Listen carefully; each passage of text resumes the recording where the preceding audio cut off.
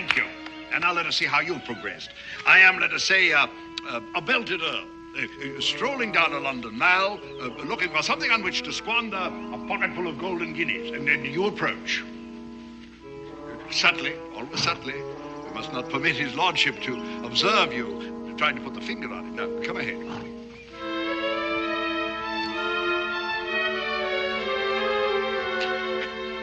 Fair. I do believe you've deceived his lordship. But had it been I, or worse yet, a narc, you'd be in the stocks by now. Now. Oh, do I have to try again? Of course. I'm now a young blood, wise in the ways of the world, wary, or you'll have to be smart to get the best of this young man. Well, hurry. The young man's almost home. Oh, splendid, Rudy, splendid. When you're a man, you'll be a prowl pocket worthy of your gypsy ancestors. The Romany didn't pick pockets. Well, worthy of my teaching, then, huh? Unless I get free first. You're still thinking of running away. Oh, it pained me to see you brought back in manacles. I told him I'd been stolen from my tribe. But I held your bill of sale, huh? Orlando, charlatan and thief, assassin even. But while he holds your bill of sale, the law is on his side. Rudy, there is no justice in the world. I know that. Well, no more such dismal thoughts. Start up the dinner fire. What for? We don't got anything to eat. We don't got any... Oh, are you sure?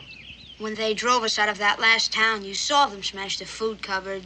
The cruel men of Blue Licks, Kentucky, huh? Well, hocus pocus.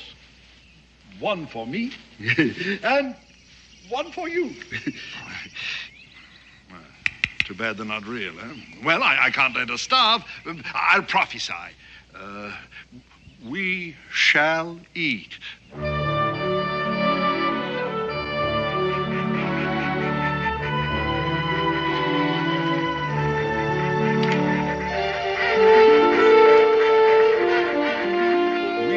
Shall eat. Yes, sir, my boy, we're going to eat. You prophesied that yesterday. The Blue Licks men are still after us. Shall I hitch up? No, they'll hear us if we move. I reconnoiter.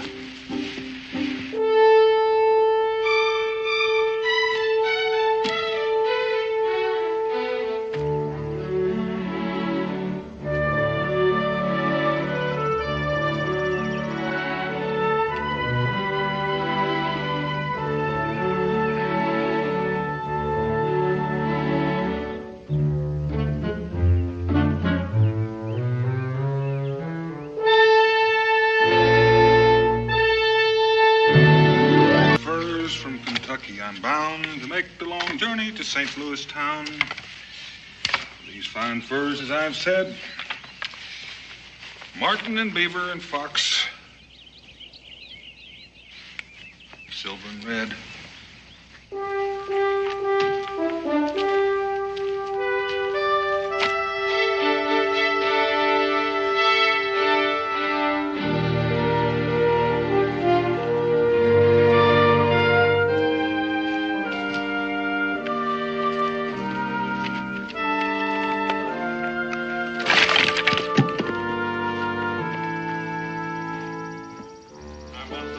Coals hot, I said.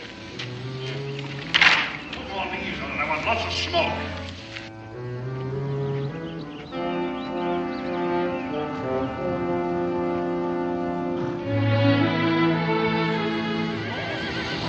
Welcome guest. Oh, we dine in company. Your fire and my mallard? I thought you was a Blue Licks man. Why Blue Licks? Well, a town, but I have many grateful friends. You see, I'm a physician as well as a seer into the future. So I noticed. Yeah, make yourself comfortable while I prepare our dinner for the table in a style much admired by the Tsar of Montenegro, with whom I used to hunt the wild boar in his preserves. Well, I don't think I know him. Oh, a true gentleman, as well as a monarch. Oh, these are superb. Well, I'd say they're about average, I guess. Oh, no, superb, sir, superb. I speak as a connoisseur. Well, all the better when I go to sell them. Yeah, well, I predict that you will be surprised. Fortunately, the mallet feeds itself upon the wild celery, thereby seasoning herself to our palates. Ergo, we require no herbs. You do have, however, I trust, a few grains of salt. Well, you're not very well provisioned. I'm accustomed to depending upon servants. I suppose that is kind of handy. Yes, in my own mansion at home, of course. Not, however, when I must answer the needs of the injured and sick in the wilderness. Observe how I season the bird quite evenly all about the outside. Place it just in the right situation over the fire. It must not be too high. It must stay there just a moment. I remember my wife saying that a wild duck well prepared should fly at least once over the hot coals. Oh, a very perspicacious lady. Oh, yes. You see, the skin is browning nicely. In a moment, there will be a tiny, sudden explosion, at which time the bird will be done to perfection.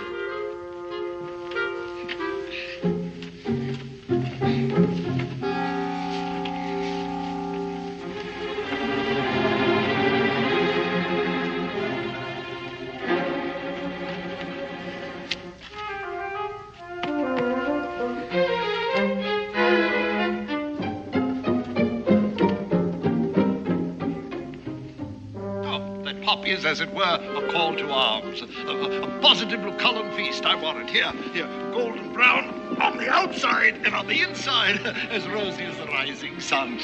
Such aroma, and the flavor too. I want it. Well, you almost missed your supper, son. Well, I wouldn't want the boy to overeat. Well, now, I don't think it'll hurt him just this once. Aren't you going to dine with us? No, I think I'll just pick up the rest of my furs. You what? I warn you, this is my castle. To enter that door is burglary. Rudy, get my rifle. Rudy, you finish your dinner. Down on your knees. Now stick your hands through those wheels.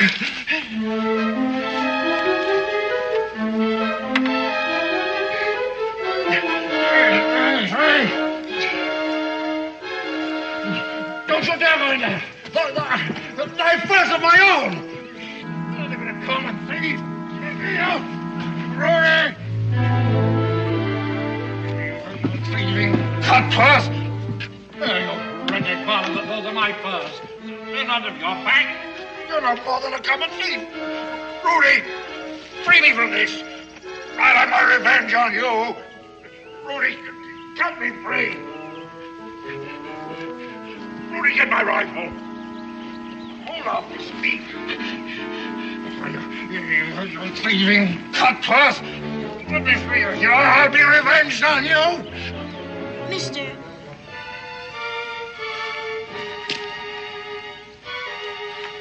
Hang on to your coat, son.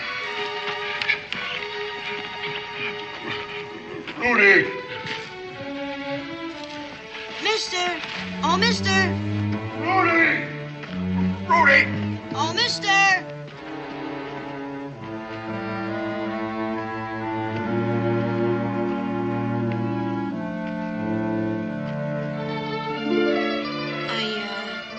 Didn't want to steal your furs.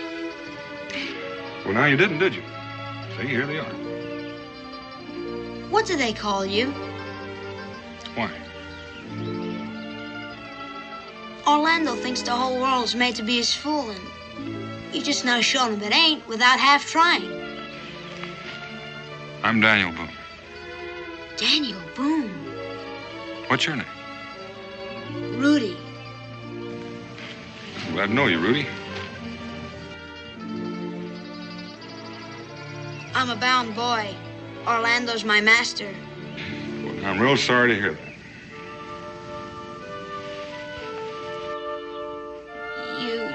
You don't mind? I mind a man being owned, son. You going home with your catch? Mm-hmm. Kind of a long way around, by way of St. Louis. That is long. Well, thank you for shaking hands with me. Good luck, Rudy.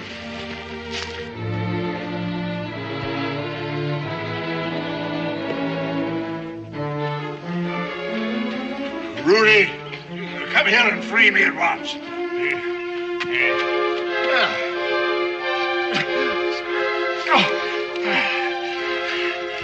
I thought you'd run off with that redneck villain. He didn't ask me. That's what you wish he had, huh? Well, so do I. I'd have had him in the quad for man-stealing. Not Daniel Boone, you wouldn't. Daniel Boone?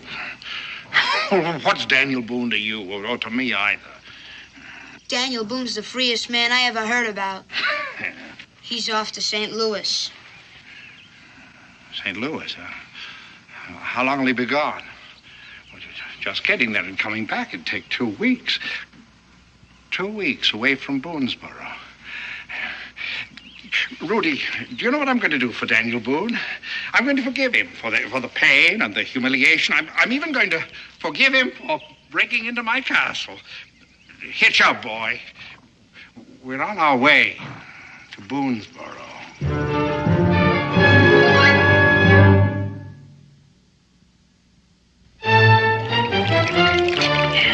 Well, you hold your mug still. All right, light or dark. Speak up. Hey, Cincinnatus, fill her up again with dark. Just exactly how many of me do you think there are? What difference does it make? You ain't paid me for the last one yet. All right, now speak up, light or dark. Come on, speak up. Cincinnatus? Mingo. You gotta forgive me. What do you got there? A broken whetstone. Now, what with these yahoos being on my back waiting for Daniel to come back with their fur money, I just clean forgot that I got anything around here that don't come out of a cave. Yahoos? Yes, yahoos. Get out of my view. All right, now, I tell you, it's a downright pleasure to have a customer come in here that's honest. Now, what can I do for you? Whetstone. Oh, whetstone. Let me see now. Check my stock here. Must be in this old box.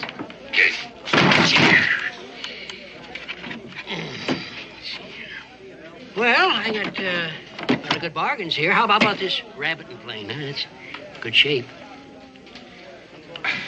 Just a whetstone, Cincinnatus. Get yours now.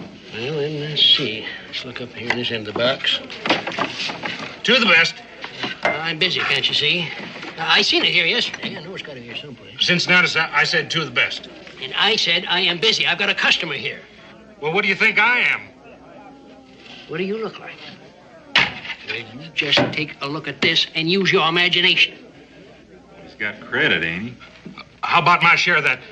The best fur catch in 17 and 58 out in the strong room, huh? Yeah, how about that? What do you got to say to that? Why don't you gentlemen wait until Daniel gets back from St. Louis, huh? I wished I'd have sold mine to that fur buyer that come by. That fella Orloff that wanted to buy 1,000 pounds of fur for less than 100? That's why Daniel went to St. Louis. Well, at least I could buy a mug of rum and not get insulted. Why don't you take your furs out now? You could probably still catch up with Daniel. Well, that ain't what I mean. Well, then just exactly what do you mean? What I mean is that for 2 coppers, I'd take this keg of beer and I'd break it over your fat head. Well, go ahead. I'm ready for you. Gentlemen, don't you hear what I hear? That sounds like a medicine show. A medicine show? Yes, a medicine show. Oh, I tell you, that was close, Mingo. I was glad you was here. I tell you what, with nothing to do, them fellers had broken my back. Cincinnatus, now may I have my whetstone? Oh, Mingo, why don't you just look for it yourself? Ladies and gentlemen, one and all, I invite you to step in out of the inclement weather. Come, gather close, boys and girls, if you will. Come into this friendly circle. You're going to need a lot more water for that elixir. Greetings, dear friends. Greetings from Orlando the prophet, Orlando the seer. And here for a profit, no doubt. Hey, when's the show start? Oh, be patient, good friend, be patient. All will be revealed in time. Orlando is here to amaze and instruct you. Orlando is here to heal you, as he has healed the Tsar of Montenegro, now the most vigorous monarch in all Europe. All Orlando asks is your confidence, dear friend. Blue Licks Kentucky all over, and I can't even run away.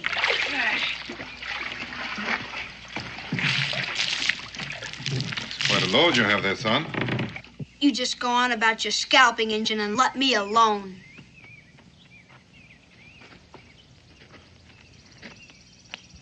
And now, good friends, my magic wand. I invite you, sir. Please examine my wand. Pass it among your friends. I merely want you to assure yourself and your friends that it is constructed of nothing more or less than solid wood. Are you convinced? Just wood, sir. Would you be good enough to return it? Thank you, sir. And now, with this scarf, a simple, ordinary scarf, I beg you to cover the magic wand. All right. Now, with both your hands, grasp the wand. This is merely to convince you and your friends that you grasp nothing in your hands but the wand and the scarf. Are you agreed, sir? Are you quite sure? I'm afraid you're mistaken. Well, how'd he do that? I don't know. I was looking real close. I couldn't tell. Yeah, well, keep an eye on his sleeve. That's how it's done. Oh, you are sharp, sir. Very sharp indeed. But since that is your opinion, and you are surely entitled to it, I beg you to observe me further. Nothing up my sleeve. Hey. Oh, sure, sir. Never fear. I don't mean to purloin it. However, it will do you little good without some fire, eh? Stand back, if you please. Stand back, and I'll afford you the fiery assist. Hey, after that, I guess whatever you're selling, I got to buy, huh? Orlando, good friend, does not sell. Orlando gives insight and help. All right, I'll take one of each. My gift is for the many, not the few. For you, your wife, your children, those lucky enough to possess them. Tomorrow evening, I will conduct here a seance of health. You are all invited, one and all, ladies and gentlemen, and bring your friends. It will be your only opportunity to gain the helpful medicine recommended by His Majesty the Tsar of Montenegro. Until then, dear friends, I bid you adieu.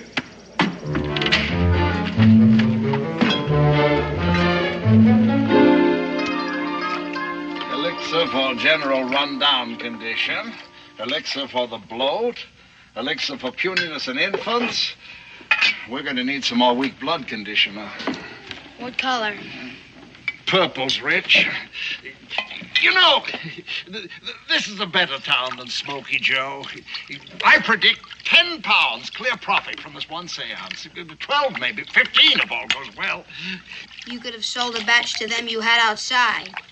I thought you remembered Blue Licks, Kentucky. Never again will I work a town piecemeal. One seance in each place, and one only. Then out fast with the whole take before some sorehead starts trouble. Why not get it over with? Why wait till tomorrow night? After all I've taught you, milk the territory, boy. There are houses and farms all around the fort. Here, I'll finish for this elixir. You take a packet of flyers and work up a crowd. And don't miss anyone. And keep your eyes and ears open. Remember my teaching. I know how prophesying is done.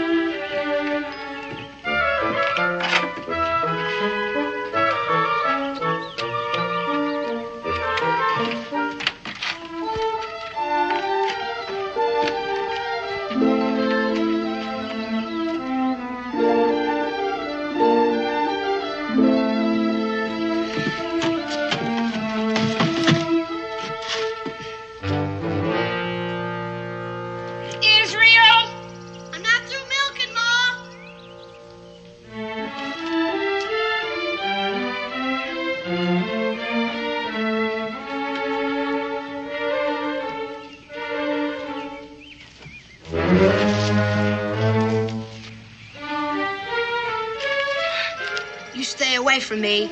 I didn't do nothing to you. Wouldn't you like a cup of milk with that? Hey, Mom, some milk. King. Hi. Israel, why don't you get the young man a cup of milk? Sure. you come sit on the front porch? You'll be much more comfortable. Here, take your darn old bread. I don't want it. You're more than welcome to it. Go on, keep it. Go on. Here. Go ahead.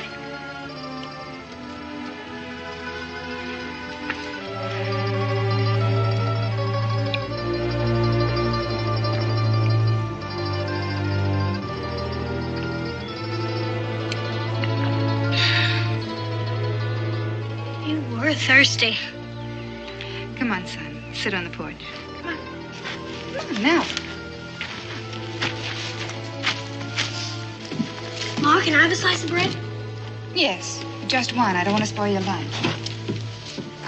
Oh, it's so fresh. It's going to be hard to cut.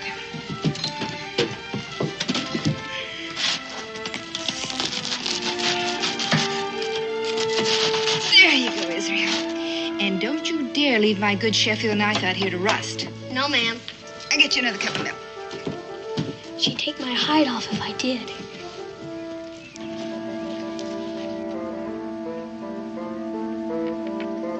It is a beauty, isn't it? Pa ordered it all the way from England for my mom's birthday. What do they call you? Rudy now.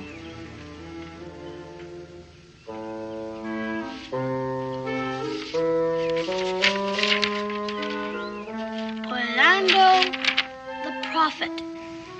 Who's he? A man. Well, I didn't think he was an elephant. I mean, what does he do? He looks into the future. What does he see when he looks? When he sees something bad about to happen to a man, it most generally does. What if he sees something good?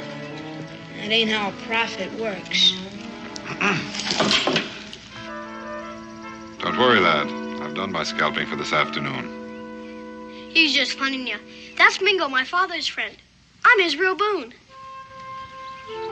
Daniel Boone? Pa's away. This is my mother, Mrs. Boone.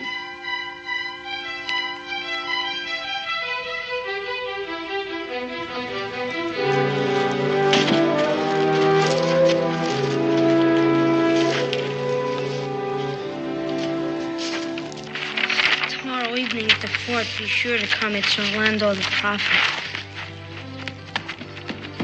What's wrong with him? Hey, Rudy! Wait! What kind of man is this?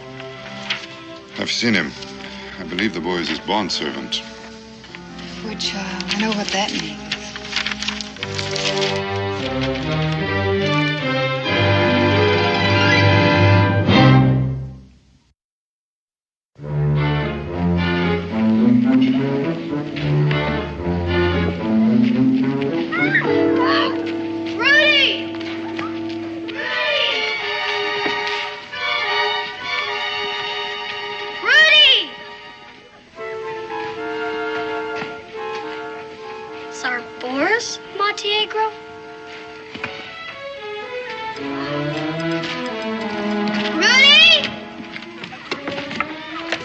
Something, my young friend? Yes, sir. I'm looking for... Orlando the Prophet, You him? Oh, yes, I see your problem. Oh, biliousness is in the eyes. But you'll have to wait till the seance. A rule enjoined by the inflexible necessities of science. Yes, sir. But the Tsar of Montenegro was named Savant. I learned that in school. So was his father. Well, indeed. Well, my young scholar, you'd best keep that to yourself, Some prophet. Doesn't even know geography. Rudy! Open up! Listen, I saw you come through the gate. All I want to do is talk to you. Rudy!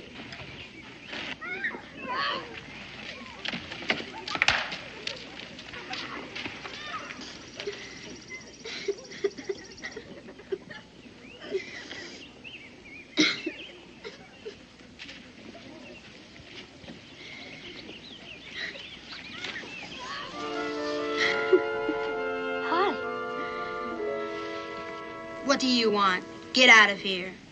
Sure. You thought I was bawling, didn't you?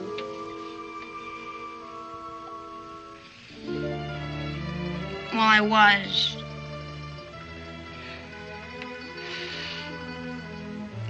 What made you run off like that?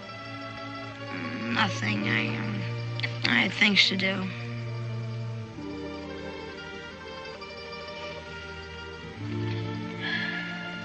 I almost stole your mother's knife back there. Well, you didn't. You talk like your father. Do you know him? Daniel Boone shook hands with me. Why wouldn't he? Oh, on account of your father? My father? Orlando? He is a Gitano. What? A Gentile. I am a Romany. A gypsy, you would say. You mean the gypsy stole you when you were a baby? The Gentiles stole me from my tribe. Oh, I always heard it the other way. Among the Rom, I am a prince, descended from Alexander the Great.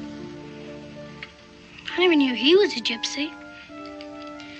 Then why, after he had conquered the whole world, did he say, "Bah, enough, take care of yourselves," and break his golden crown to show he was king no more? Wander away in his caravan, drawn by horses, singing, flirting, and laughing. That isn't how my book says it. Because a Romany is a free man. Orlando is my master. He owns me. How could he? You can't be a slave. I am his bound boy. That's only for 7 years. Only 7 years if he keeps me. If he sells me before my time is up, it can be another 7 years. So on with the next master and the next. But that's not right. According to law, I mean. Sure wish I could buy you free. You can't. That's why you wish it. Listen, Rudy, why don't you tell me where you're going after you leave here? And then I'll tell my pa when he gets back. Oh, even if we ever know, I cost too much. How much? 90 pounds, 100 maybe, maybe more. Maybe even more than Orlando thinks there is in this whole town. And he always thinks too big. Does he, huh? Well, listen, you're leaning against more than that right now. Don't joke with my freedom. I'm not joking. See that strong house? Money? Furs. Your father's? Everybody's. Worth better than 1,000 pounds. 1,000 pounds. Once a dishonest fur buyer tried to get him for practically nothing. Pa said he'd see him in the hot place first, and went to St. Louis with samples to sell directly to Mr. Chateau's house. Want to go home with me? No, I got work ahead of me. So have I. My chores. Well, go do them then, huh? Go on. I will. See ya. Rudy, you've got to get free. You just got to. Thank you for telling me. All I meant was, I'll do what I have to. so will I. I'll do what I can, too. Just go. There's nothing else that you can do. I can. I can try.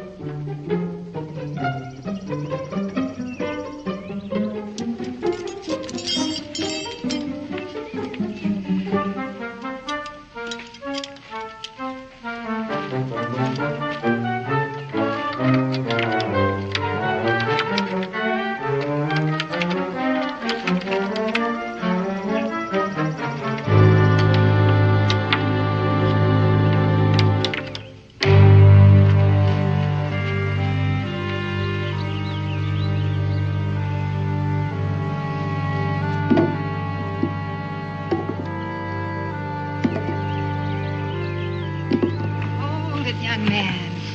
Are you angry with the woods? No, ma'am. Well, what then? Nothing. Nothing I can do anything about. Well, maybe I can. Could you give me 100 pounds? 100 pounds? That's how much it'd cost to buy Rudy's freedom. 100 pounds is an awful lot of money, Israel. I know that. Ma, you were a bound girl. I was lucky I met your father.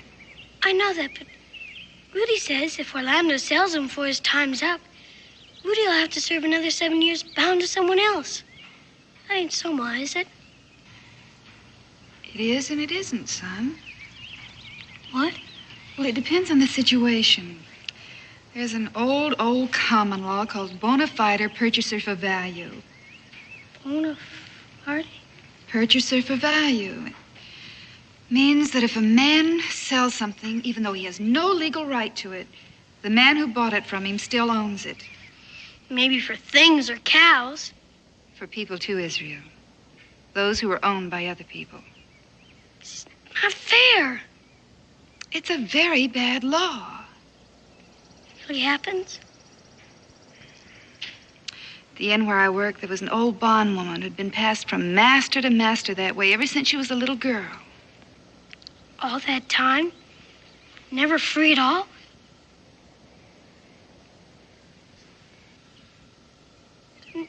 Rudy can be a slave his whole life long. It's possible, son. Not fair. It's not fair. Israel? Let him go, Rebecca. A young man who likes to feel that he's fairly grown up doesn't want anybody to see him cry. Not even his own mother.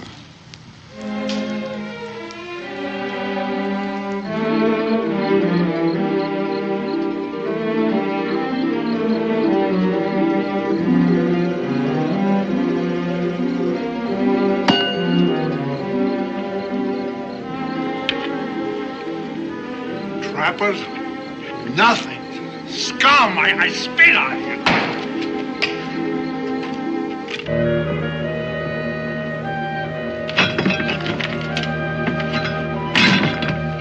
I gave out all the flyers. Well, I accept my congratulations.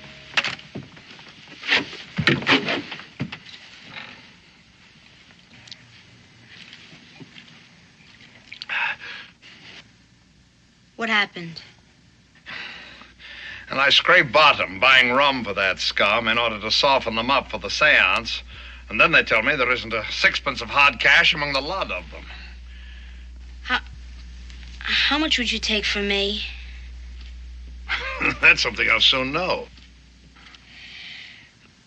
Would you sell me to myself? To yourself? I want to buy my bill of sale. What with? Your fleas? This.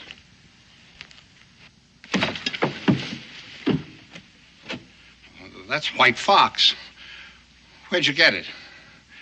Would you sell me my freedom? What do I care who owns you? Where did you get it? How much is my price? How much of this stuff is there? Would you take 50 pounds for me? 50 pounds? Well, I paid close to that for you when you were a raw kid. With all I've taught you, I could get 100 from any gull in Philadelphia. More. Why, they'd fight to buy your bill of sale. It's a long way to Philadelphia. You can't get there without money. Now, there's 75 pounds in that cash from which this came. Is that my price? I asked you a question. Well, I don't have much choice, do I? 75 pounds is my price. All right, it's a deal. But there'd better be 75 pounds in that cash, just for your sake. There is. I know, where is it? First, there's something you've got to promise. I promise you a good hiding. You've got to promise not to take any more than just exactly what'll pay for me. All right. Promise on your solemn oath? Not my solemn oath, I promise. Now, where is it?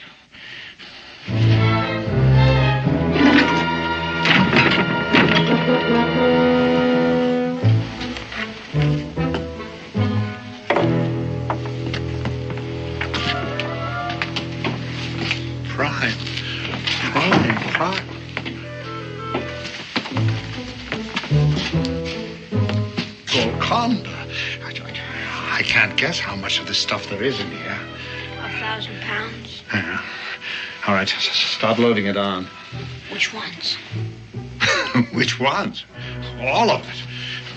You promised me. I promised you a good hiding. We're taking all of it. Now start loading. No. I don't want my freedom bad enough having to steal everything these people have got. Don't worry, you're not getting it. Now start loading. It's crazy to trust you. Me or anybody else. At least that much I've taught you. All right, start loading on.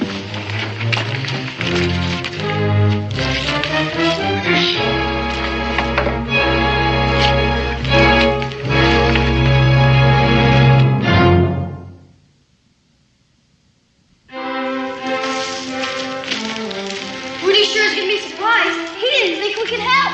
Well, we'll do the best we can, son. Of course, the law is on Orlando's side. He may not want to wait for his money, or he may want more money than we can afford. But Ma says, and all in.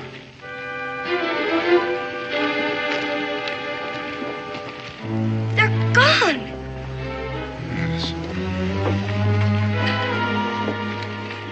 Well, what's become of him? Where is he? You know just about as much as we do. Hello, Mingo. Well, the seance was tonight. Hey, when he found out there wasn't a lick of money in town to buy his elixir. You know, if looks could have killed, we'd have been dead men. When Martha read that the prophet had an elixir for rheumatiz, why, she sent me in for a bottle. He's no prophet, Mr. Loomis. He didn't even know that Tsar Montenegro's name is... Israel. Well, I don't know what I'm going to tell her. Her hopes are awful high. That's the trouble with men like Orlando, Israel. They scavenge in the hopes of good people. Poor Rudy. Israel, come along.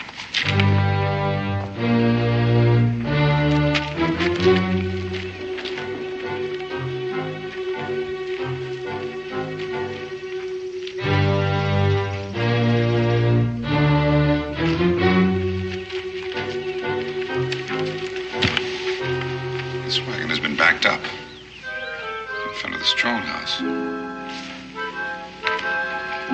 Couldn't have got in. It's still locked.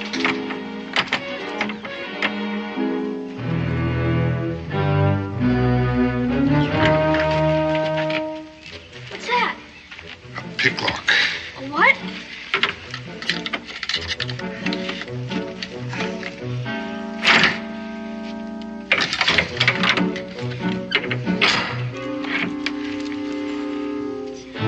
Empty.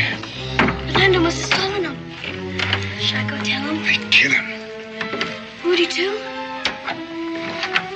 Go tell your mother that I'm going after them. Now, if I'm not back with the furs by tomorrow night, she should let everybody know. I'll leave signs so that they can follow. Yes, sir.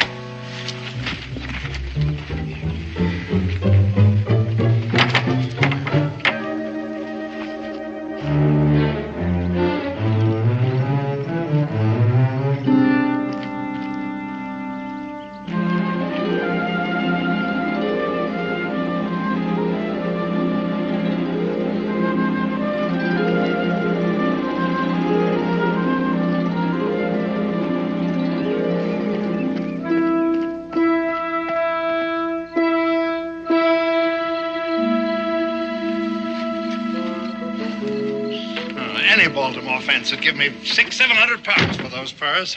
Maybe 8. Yes, I'm going to hold out for 8. Here. Yeah. Where's yours? Not hungry. Well, it's your belly. You know, you got my dander up last night with your stubbornness. You could have brought all Boonesboro down around our ears. We'll talk about your freedom after I've sold those furs. You never will. Wager? Your freedom against, I don't want my freedom at that cost. you had your chance. You've nobody but yourself to blame for losing it. You think you're not being trailed right now? By the best? Daniel Boone is in St. Louis. Mingo ain't. The Indian? He'll have your scalp along with those furs. Oh, lad, you forget what I taught you. Even if I didn't lose the savage when I backtracked, I buried the trail on that outcropping of rock. You'll pick it up. By scent? Like an animal? Look there. The bucket's gone. You cursed gypsy! You left him a trail! Oh, forgive me. I should be thanking you instead. For what? For putting me on my guard. And we'll wait here for your Indian friend and hope that he finds us. You can't handle him. Well, not in combat, no.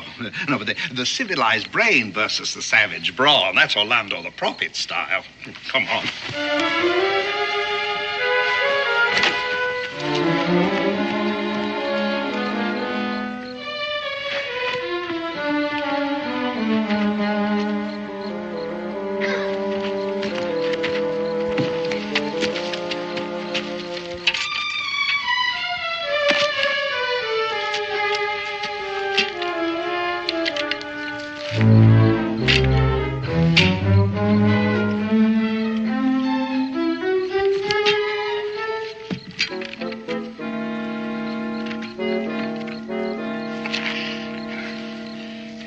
You know what I'm doing?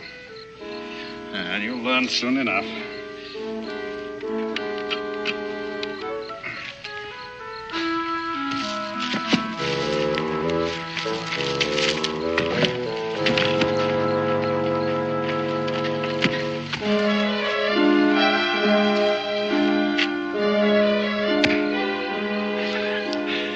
A trap gun to kill Mingo. I'll kill you! You're not going to kill anyone. Get there. You lie still if you know what's good for you. Now, you stay there.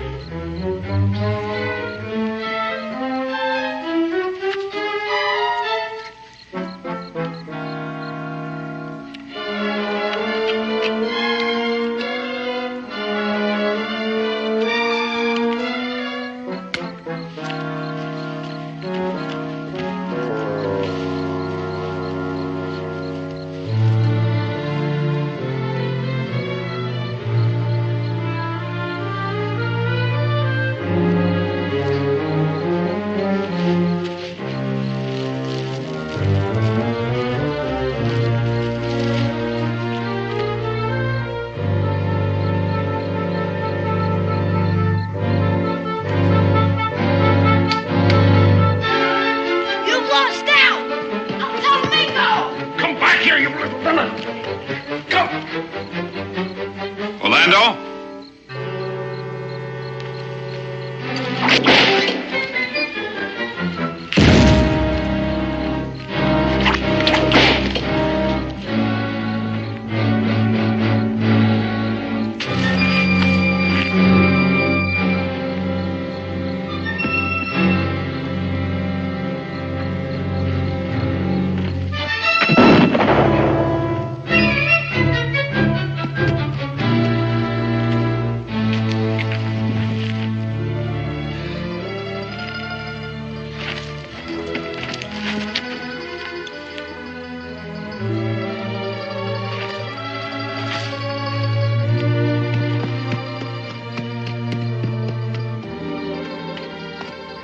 Is he dead?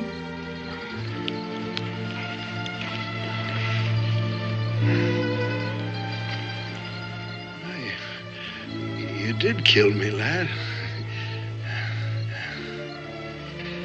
Though I still don't know just how. Oh, no. He's ashamed of being smart. Lad, a gull who can outgull Orlando the Prophet can outgull the whole wide world. Let me.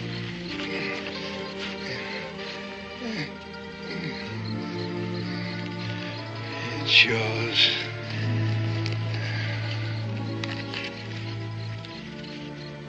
My bill of sale. My freedom. The wagon, too, is yours. As I taught you better than I knew. You start where I left off. And when they ask you how you came to be so wise, you tell them Orlando the...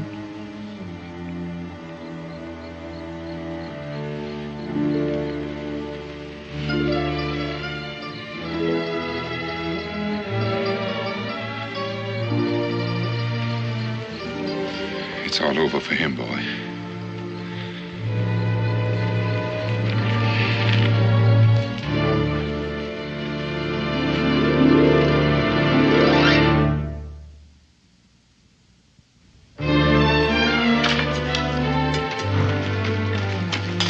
I'm finished. So am I. Good, we just ran out of paint. That's good. It's glorious. Well, you put the barrel away. I'll go tell them. Come on.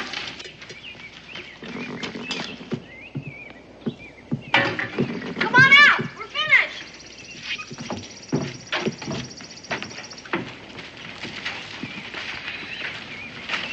Do you like it? Yes, but what is it, Rudy? The broken crown of Alexander the Great. Well, now, how in tarnation did you know that? I read it in a book once.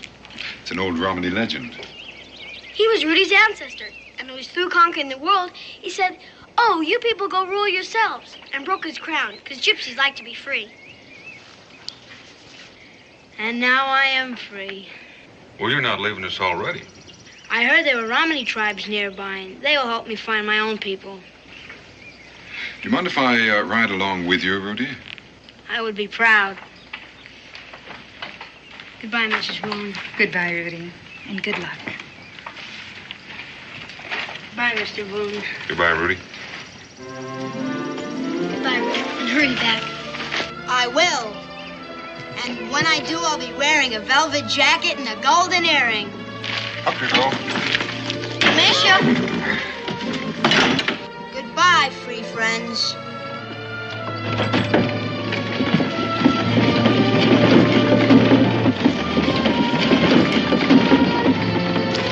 Well, I never thought I'd be entertaining the prince.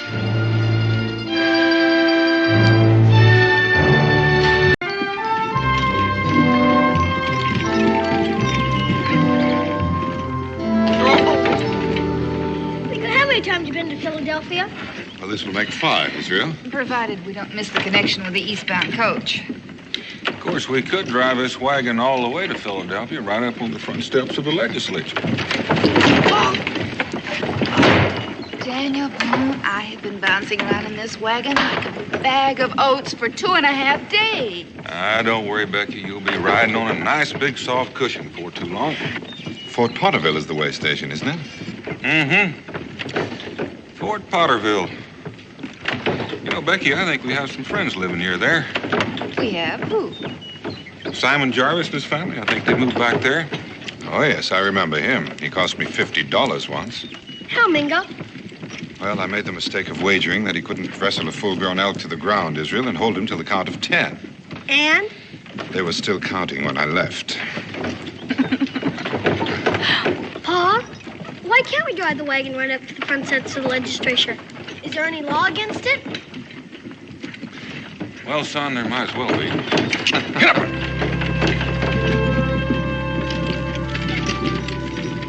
Elizabeth! Simon, maybe if you just stood outside in the doorway with it, they'd remember. Simon, it isn't even loaded. Elizabeth! Simon, are you going to sit there and let them take your son away from you? Well, Scout, how do you feel this morning? Where's my rock candy? Oh, I hid it. Where? Oh, in town, back in the store.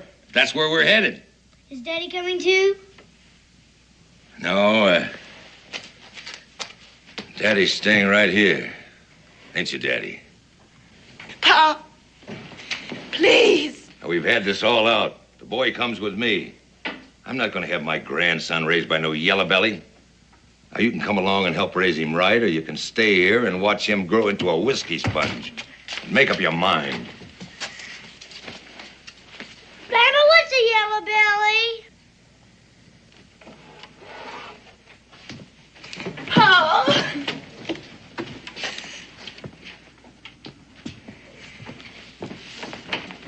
Simon. Simon, please tell me what to do.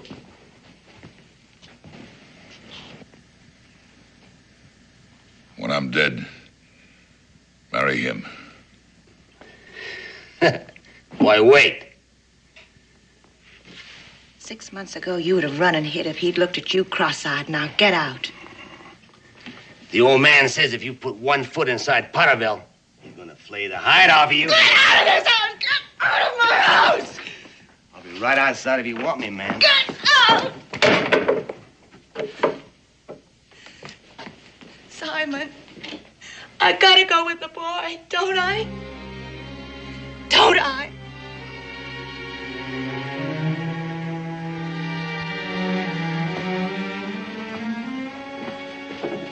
Liz, shut the door tight behind you.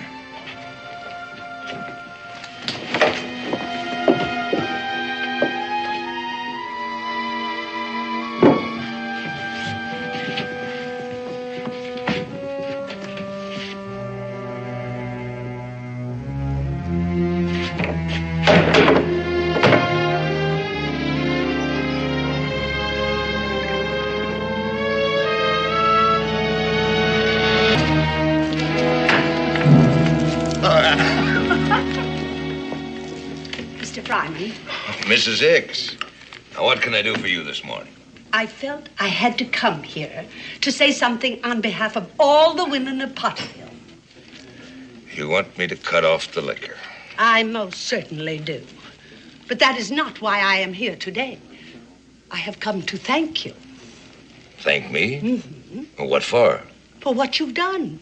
For taking poor Jeremy Jarvis away from that excuse for a man. And to assure you that if you need any help at all, a woman's touch, some advice. Are you sure you can spare it? Elizabeth, I didn't know you'd come back with Jeremy. Well, I think that's the best possible solution. If you ask Brand me... new. Just in from the Carolinas. Are you interested? You have no reason to mock me. You know a widow cannot wear a dress made from cloth like that. And if it weren't for Simon Jarvis, I wouldn't be a widow. Thank you again. Good day. I'd say poor Mr. Hicks is better off where he is. You don't really mean that. No.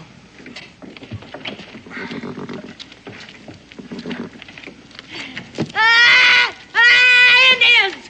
Indians, they're back! Oh, mercy, they're back! Indians, down there! Indians, where? Indians. You just keep your hands where I can see them. Certainly aren't the friendliest host I've ever run into. Tie him up, this stinking Choctaw. It's Cherokee, friend. What's the difference? About 400 miles. I always liked a cautious man. That's my friend, my wagon, and my luggage, and I'll appreciate it if you'll take your hands off all three. It's all right, Luke. This is Daniel Boone from Kentucky. Oh, you're passing through at a very edgy time. My name's Fryman. I met you a long time ago at Twin Oaks. What about him? Well, I'm sure Mr. Boone will vouch for the Indian. I don't have to vouch for him. He's as good as any man here. Well, that's all right, Daniel. I gather from all this that you've had trouble with the Choctaw lately. Trouble? 10 survivors out of 50? That counts trouble. Well, let's all go inside. All of us. Oh, you must be Mrs. Boone. Here, let me help you down. Thank you, Mr. Fryman. Elizabeth, you remember Becky? Oh, Elizabeth, it's been so long. That's a fine-looking boy you have there. Well, where's Simon? You mean my son-in-law? He's dead. Pa. As far as we're concerned, he's dead. Hey, what's your name, Sonny? Israel Boone. I got a young fella you gotta meet. He's not your age. You like rock candy? Oh, I think it's a little close to eating time. Oh, we'd be happy to have you eat with us. Come on, inside. Well, that old man Fryman's got some peculiar ideas who he shares his table with. Yeah, I didn't know Simon was a friend of Daniel Boone's. Simon was a lot of things, and I'm sick of hearing about him, Boone or not. I don't like the idea of a redskin eating in the Potterville Tavern. You think you're fit enough to take it up with the old man? Yeah, I'm fit enough, but I ain't fool enough.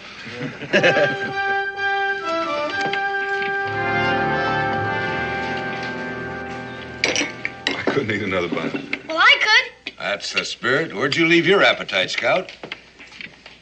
Mommy, when's Daddy coming? Oh, why don't you and Israel go out back and see if Mr. Boone's horse is cared for? Is that all right with you? Oh, of course. Run ahead, dear. Sure. I'll get you fixed up at the inn. It's comfortable, clean. Before we go, I'd like to know about Simon. Your coach isn't due until the day after tomorrow. I'm not going to get on it until I learn about him. You know, there are ears here that maybe shouldn't hear about this. Well, I could go out in the back with the children, Mr. Fryman, but I'll hear about it eventually. All right. Simon Jarvis has disgraced himself. But worse than that, he's responsible for the death of most of the able-bodied men that lived in this town. He's a coward. The last word I had of Simon Jarvis was in a war dispatch that said... I know what it said. That General Gates himself pinned a medal on Simon's chest for bravery. That's right. I grew up with Simon. I hunted with him. I fought with him. And I never once saw him scared. Boone, 2 weeks ago, the Choctaws raided a couple of our outlying farms, burned them down. Now, we decided to look for them before they turned south and attacked us. Naturally, having a hero of the rebellion in our midst, we elected Simon to lead us. We split up into 2 bunches. Our main force on both sides of the river, and I was leading them. And then our best rifleman in reserve up on the hill under Simon. All he had to do was to give the order for them to move in once the fighting started down below. Turn the Indians' flank and make them think they were surrounded. And? He never gave that order. He froze. He held his men back until they went out on their own. No orders, no signals. Just 40-odd men all trying to take command at once. It was the worst slaughter I ever saw. And you saw Simon freeze? No. And just like you, I couldn't believe it. And what changed your mind? When the fighting was over, Simon was nowhere to be found. But then, when those that was left of us got back here to Potterville, there he was, drunk. He hasn't drawn a sober breath since. Scared to face all them widows. He just sat there, looked up at me, and gave me this. What good is a man like that to anybody? Someday there'll be another raid, maybe near his cabin. Do you think I can let my daughter and my grandson live up there with nothing to protect them but what used to be a man? You must be tired. I'll take you over to the inn. Dan? Becky, you going over and get us a room. I'll be along directly. Oh, give Simon my best. I wouldn't advise going up there.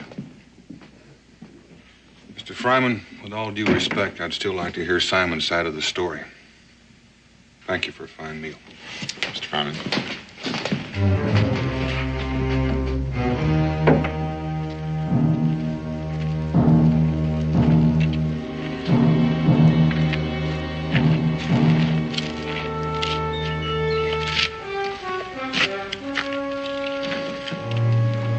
Any of you fellas tell me where Simon Jarvis's cabin is located? It's up the ridge, 1/4 mile. Second cabin. Much obliged. Ango, would you mind keeping an eye on Becky and Israel while I'm gone? Of course.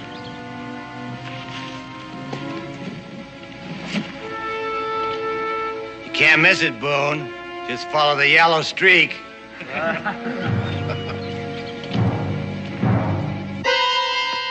Simon? Simon! They're coming. They're past the creek. Keep your heads down. Simon, it's me, Boone. Oh, now, I see one.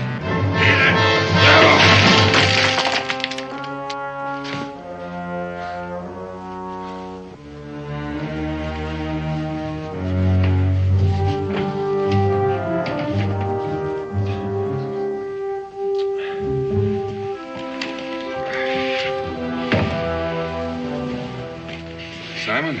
Come back. It's me, Boone. Wake up. Bows and arrows.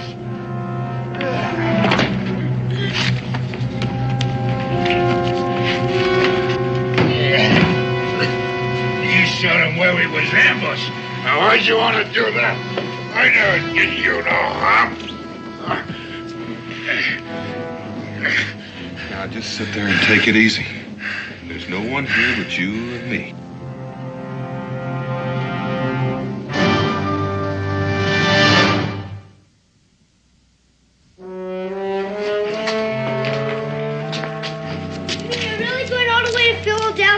That's what I said. My pa has to talk to some of the people in the government. What's that? What's that? That's where they make the rules for the whole country. My grandfather makes up all the rules in Pottersville, don't you, Grandpa? Why don't you two go over by the fire and discuss the State of the Union over this new jar of rock candy that just come in? I guess I better be going. Ma'll be wondering where I'm at. Well, in that case, it's a long ride to Philadelphia. Thank you. Thank you. Well, goodbye, Mr. Fireman. I guess I'll see you later. Goodbye. Bye. Hey, come here, you. Don't you say hello to me anymore? Hello, Luke. Uncle Luke. You ain't my uncle, is he, Grandpa?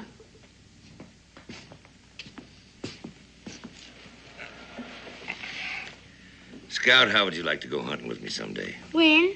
Oh, maybe Saturday. You ever gone hunting? No, sir. My daddy wouldn't show me. Said I was too little yet. Well, you got a lot of catching up to do. In the meantime, how'd you like to help me unpack them stores? All right. Attaboy.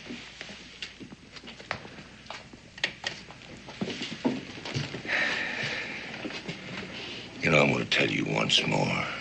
Don't crowd me and don't crowd her. Uncle Luke.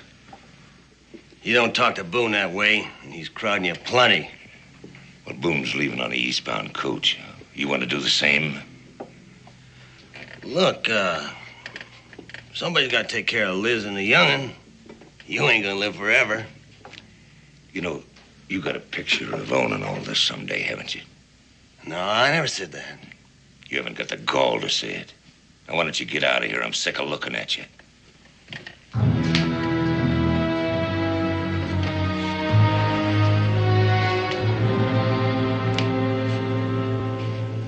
Didn't we used to be friends? That's what I thought. Dan? Is that Dan? That's Dan. Go away. Catch that string of walleye pike all by myself? Now, come on, we can have that mess back in camp by sunup.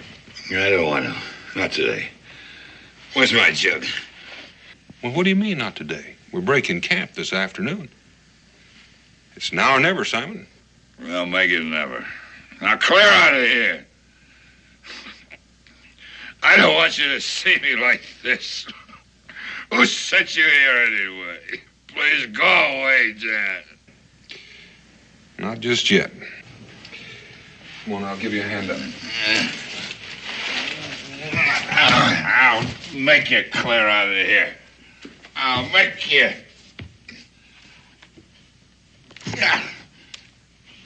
You got no right to bust in here when I'm asleep. That's gonna cost you, mister. Oh, you trip me up. You dirty, low-down skunk. You don't fight fair. I told you once, twice to get out of my house. Now I'm gonna throw you out. If you're still here when I get on my feet. Oh.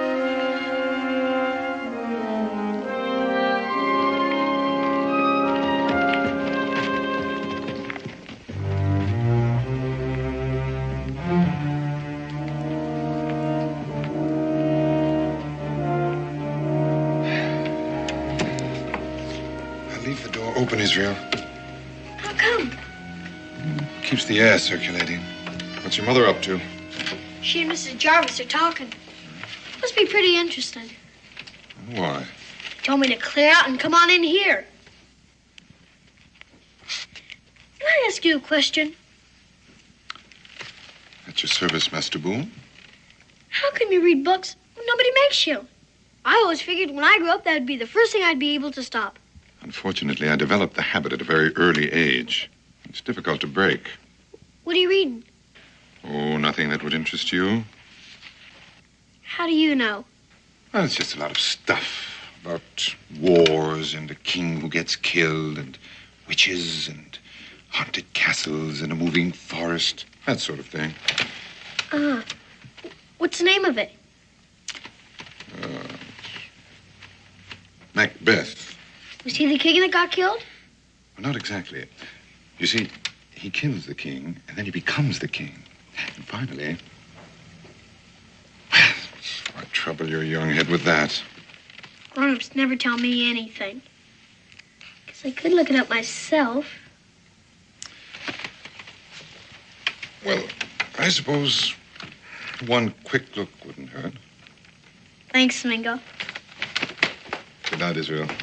Right.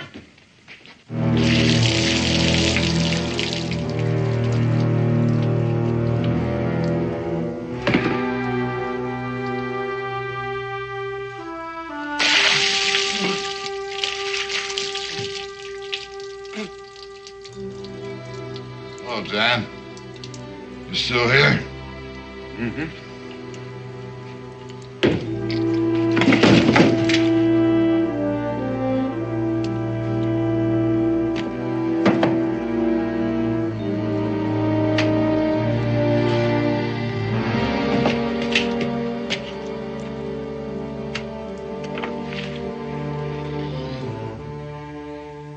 Well, Simon, looks like it's going to be a long afternoon.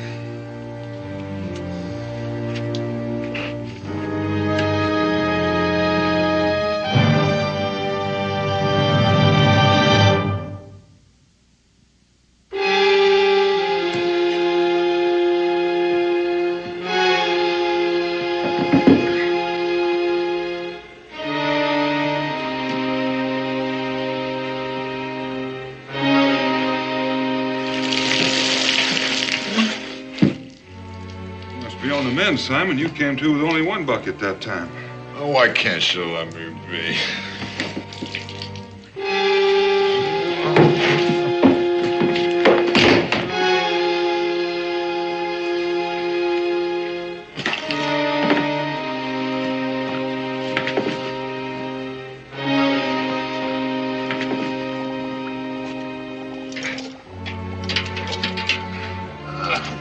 You crazy fool. You're trying to kill me?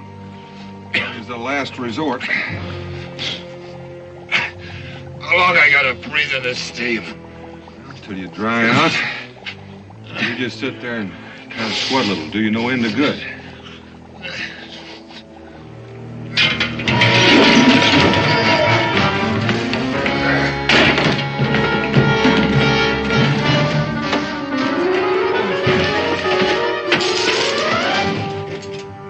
Easy, son.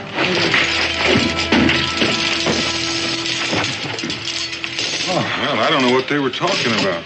There's plenty of fight left in you. The trick is getting it pointed in the right direction. Now, listen, maybe if it would help steady me. No. Oh, you don't understand. Well, I don't know why a horse drinks poison water, but I try and stop him. I know it's a waste, and I hate waste as much as you do. Dan, ain't you planning on leaving me any? Simon, I want you to tell me what happened. I need you sober for that. I don't want to be sober. It's a free country, isn't it? Sure. You ought to know. You won a medal for helping to make it that way. Oh, Dan, you take the prize. When all else fails, wave the flag. Well, it's a good flag. Dan, I don't know what brought you out this way. I got enough of my senses to know that you mean well, and I'm grateful to you. But I'd be more than grateful if you'd give it all up as a bad job. Simon, I'm going to help you whether you want me to or not. And I'd be a sight easier if you'd help just a little, for old time's sake.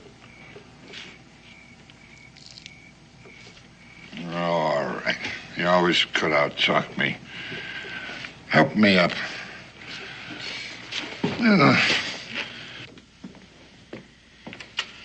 Would there be some kind of work in Boonesboro for a woman with a boy to look after? I mean, I can farm, cook, and sew. You don't want to do that. Of course I don't want to.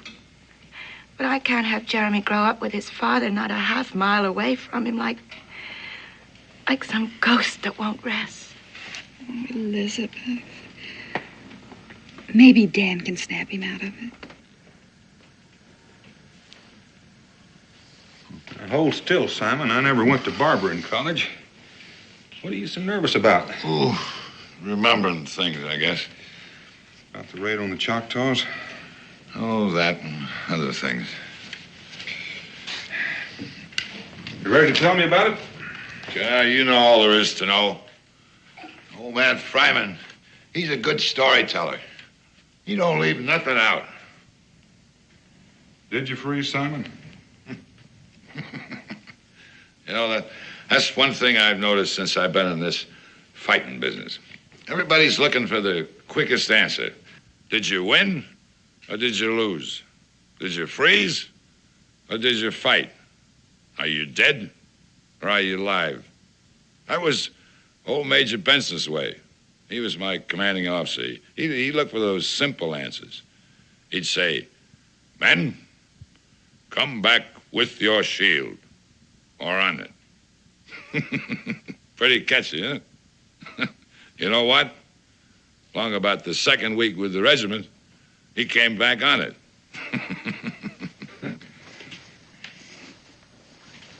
All this by way of leading up to something, eh, Simon? Now, after he was killed, they gave me the command. Battlefield commissioner was. Bad mistake. Why? I would have said it was a real good idea. So would I.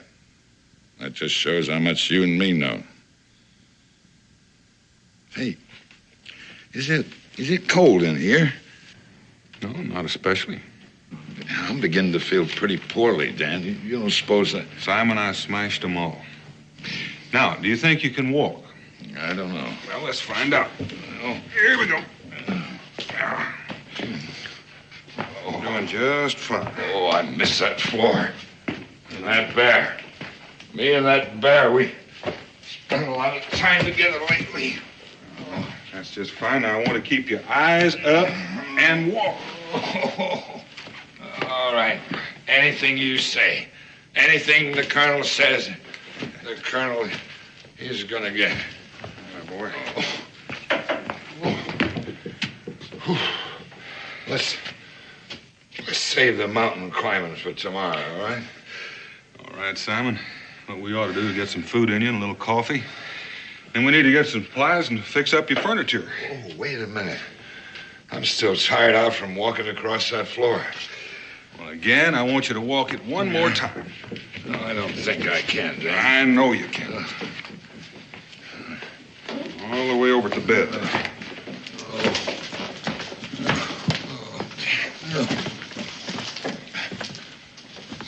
That boy, Simon. Now you know you're going to be able to sleep for a little while.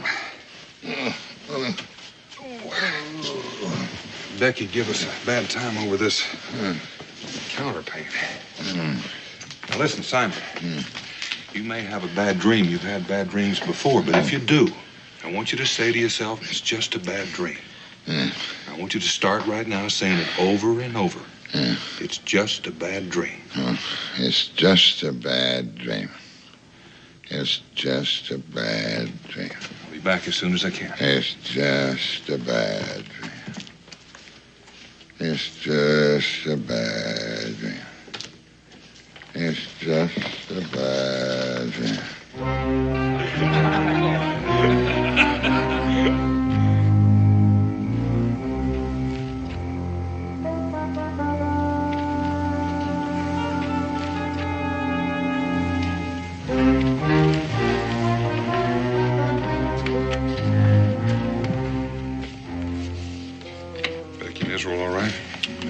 exhausted. They're both sleeping.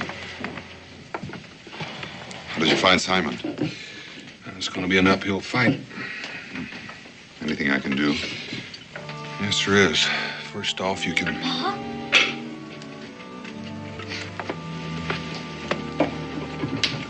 What's all this whispering about? Well, to make sure that no one wakes you up. I wasn't asleep. Mom's real tuckered, though. There's something keeping you up. I've been thinking. Every time I doze off, I start thinking. And that does it. Anything in particular? Bunch of stuff. But mainly, how come Jeremy's grandfather says that Jeremy's father's dead? He ain't, is he? No, Israel. He's alone and he's very tired, but he's not dead. How come everybody's mad at him? Just 'cause he got scared? Well, could be something like that. You know, sometimes a man is a fool when he's not scared. And then sometimes when a man thinks he's scared, he's just being careful. Now, you must have had at least 100 lectures on being careful, hadn't you? Yes, sir, but was Jeremy's father being scared or careful? Well, I don't know. We hope to find out. Hey, listen, you go in there and get some sleep. Yes, sir. Hey, Mingo, I read 10 pages already. Really? Sort of long-winded, but somehow I don't seem to mind. I'd like to finish it sometime. Good boy. Night.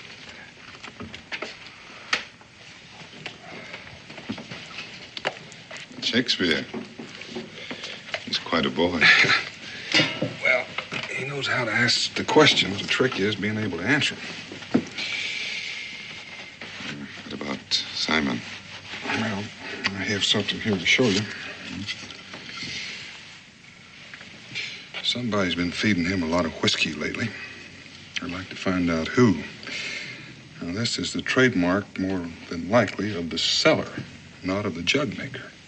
It's highly unlikely that Mr. Fryman will be selling him any. He won't let him in the door.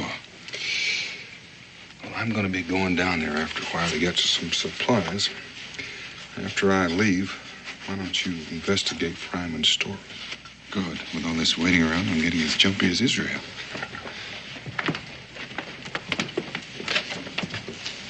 Just don't let anybody see you. This town is as edgy if it's been raining gunpowder.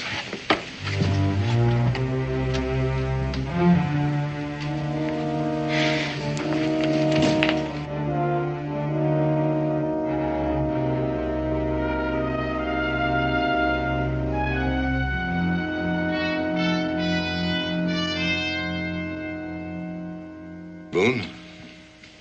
No, thank you, Fryman. I've got some purchases to make. I need about 5 pounds of flour, 3 pounds of coffee, 2 pounds of salt, a pound of sugar, and a side of bacon. Well, you went out and seen for yourself, huh? I've seen liquored up men before. That's not what I mean. I mean the other thing. The fear in his eyes and his face. Are you going to fill my order, or aren't you? I'd hate to think that you were taking liberties with my good nature, Boone. And a side of bacon. I agreed to leave him, Pa, not to let him starve to death.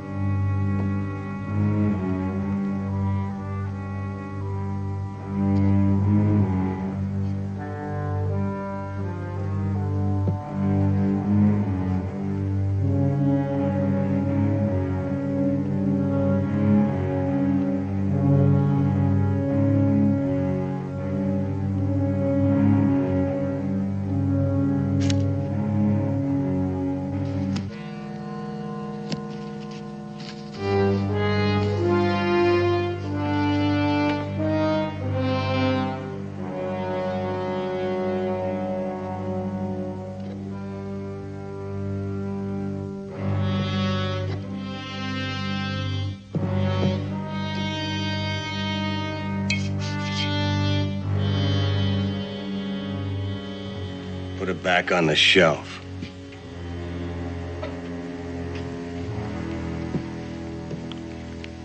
I knew you was a thief the minute I laid eyes on you.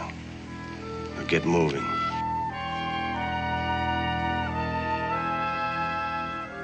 You find an Indian, and you find a thief.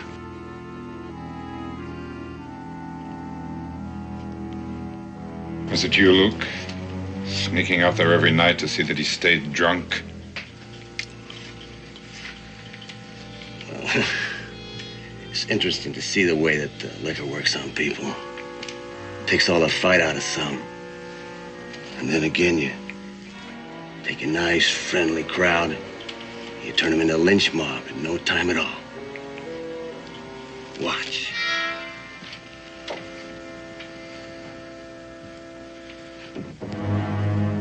Hey, look, everybody!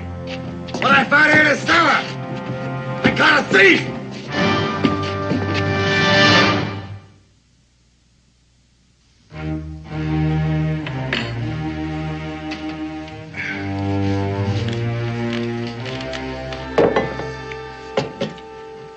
I'm not shaking near so much anymore, Dan. Good. How's she getting along? If you want to know, go see for yourself. She asked about me? She did. Why didn't she come? Well, suppose you tell me, Simon. Well, all right. Remember I told you about that battlefield commission? Mm-hmm. Well, it was a mistake. Too much dependent on me. Too many decisions that I had no business making. Dan, your friend Mingo. Luke has the men all stirred up. He says he caught Mingo robbing my father's store. Mingo's with you? Be careful. They're talking about hanging and they're getting drunk enough to do it. Dad?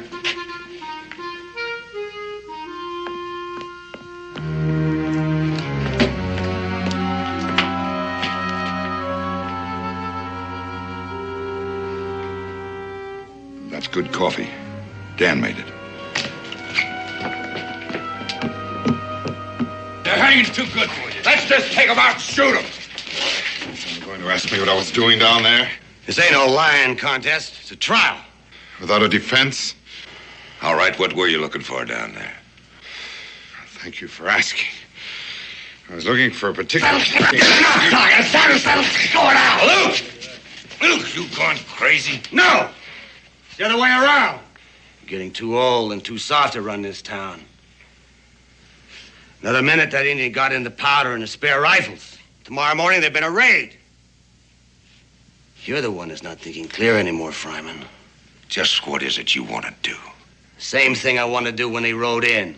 Hang the Indian and go after Boone. It won't be necessary. Now, if you'll just back away from him.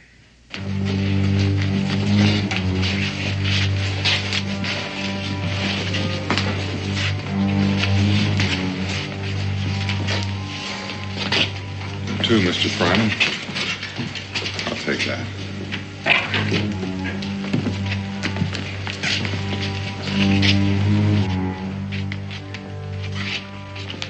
I found the donkey on the jug, Daniel. It had quite a kick. That's what I figured. Are you ready to get out of here? Oh, I think I might be persuaded to leave. Well, don't bet on it. There's one rifle against 10. Not exactly, Luke. My rifle against your neck. Unless they get away from that door before I count to 3. Don't let him bluff you, Luke. 1, 2.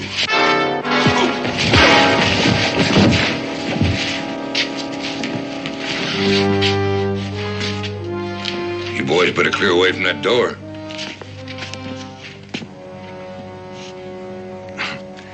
You still gotta fight your way out of town.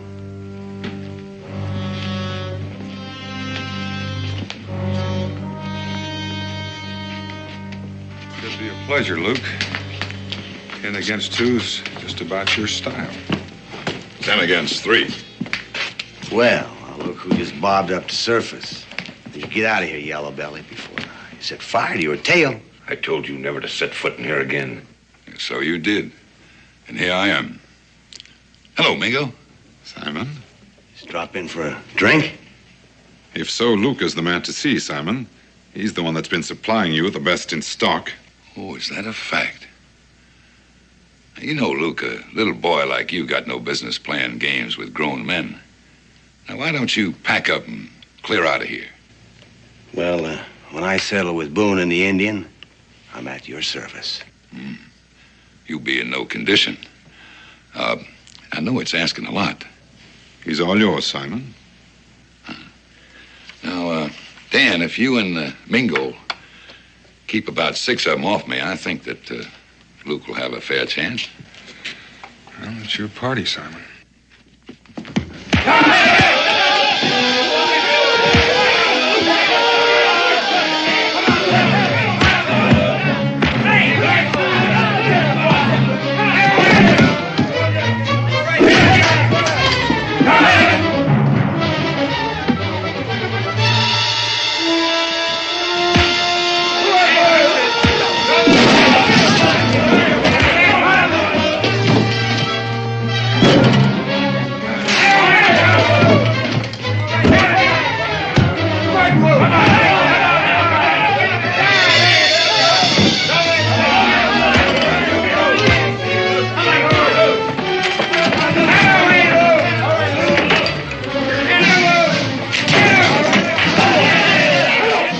Drop the rifle.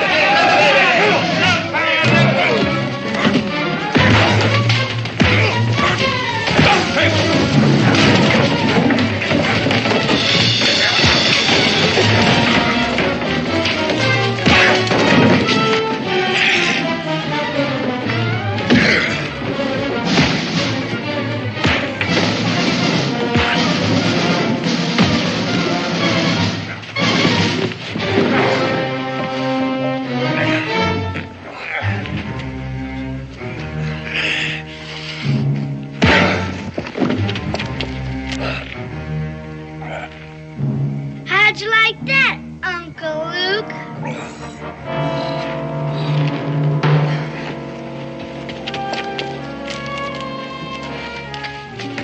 Put him to bed.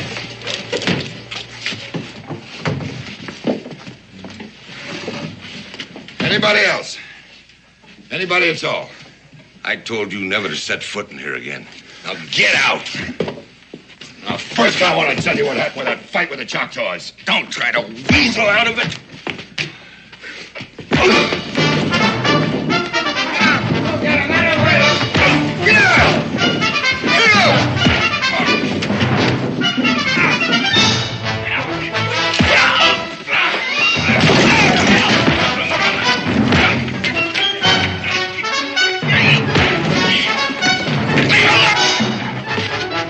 Simon's party. Stay out of this.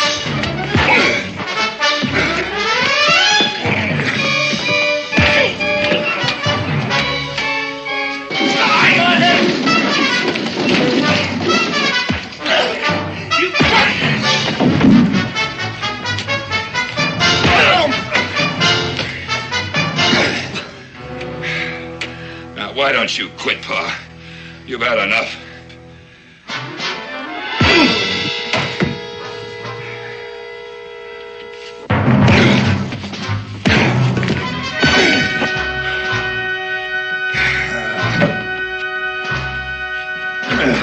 Simon, don't hurt him anymore. He's an old man. An old man. And he sure don't fight like one. You've done enough, Simon. You've shown them. Is that what you think? Just because I whale the tar out of a Rivertown loafer and an old pirate like your pa?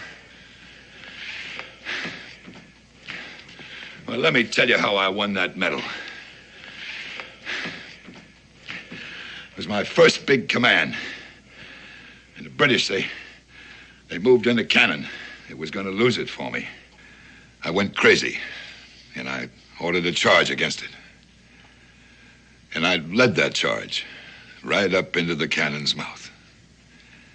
And that cannon, it jammed. It jammed. It didn't kill nobody. And they gave me a medal. A medal. When if it hadn't been for that fluke, it would have been a court-martial. But I didn't think about that. And I came home a hero.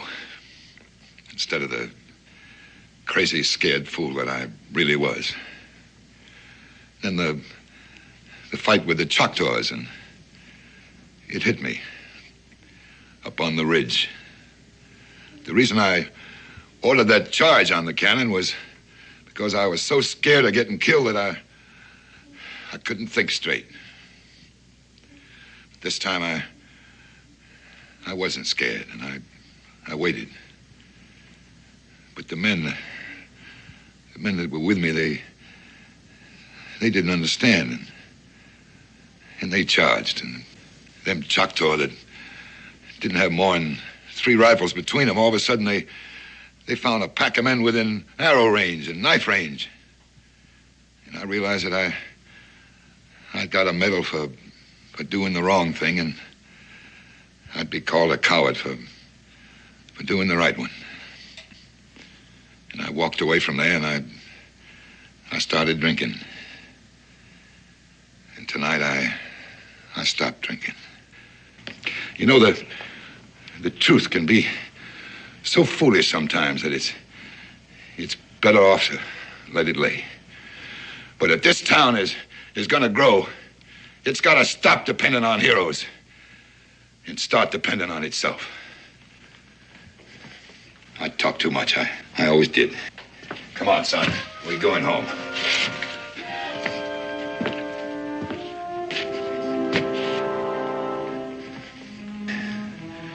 You coming?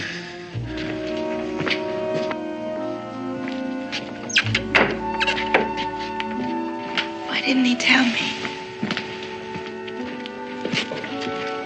Elizabeth. Well, evidently. Must have been some fight. Why didn't anybody wake me up? How's everybody out? This place is closed for repairs. I think we'd better get back to bed.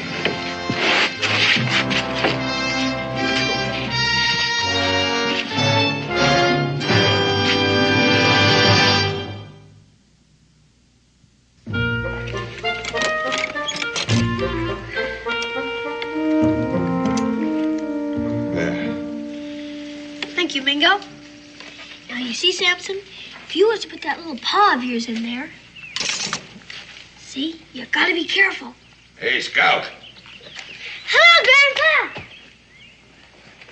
Grandpa. Mingo, Israel. Well, come on in. Oh, I didn't know if I'd be welcome.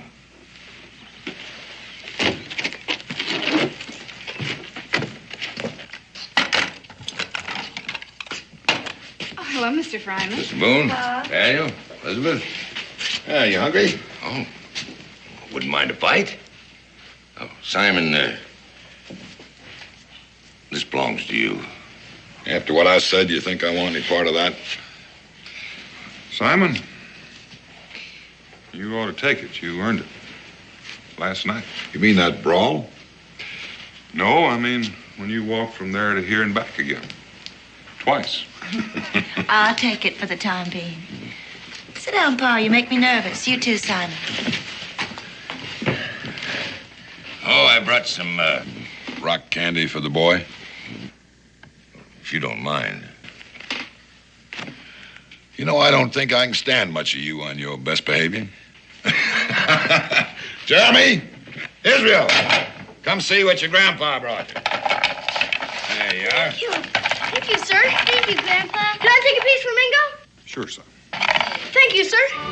Thank you, Grandpa. I think I'll have a piece myself. Well, why not?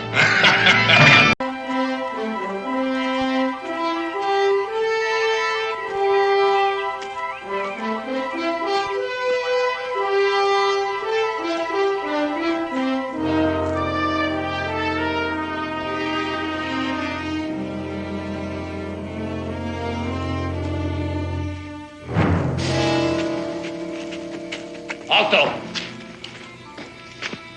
Deténgase, señor. So another one, huh? Another what? Another Americano caught hunting on Spanish territory. Well, this is not Spanish territory. This is a Virginia grant. It's American. Oigan como miente. You have no right to be here. So, I declare you under arrest, a prisoner of Spain. You will be the guest of our gentle and gracious King Charles. Are you sure you got the right fellow? You are a prisoner, senor, or dead. Which? Prisoner. Bueno, ahora amárela. Vámonos.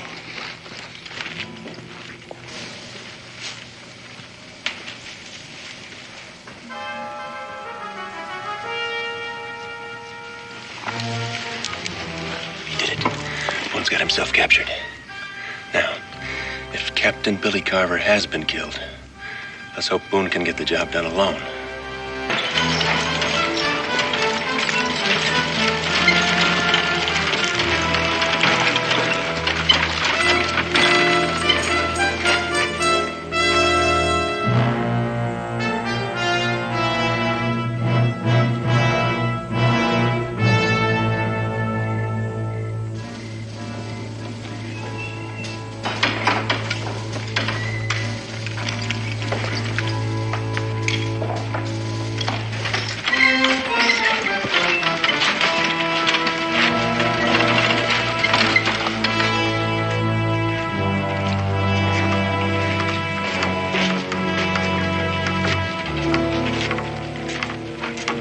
An American like you in that coffin.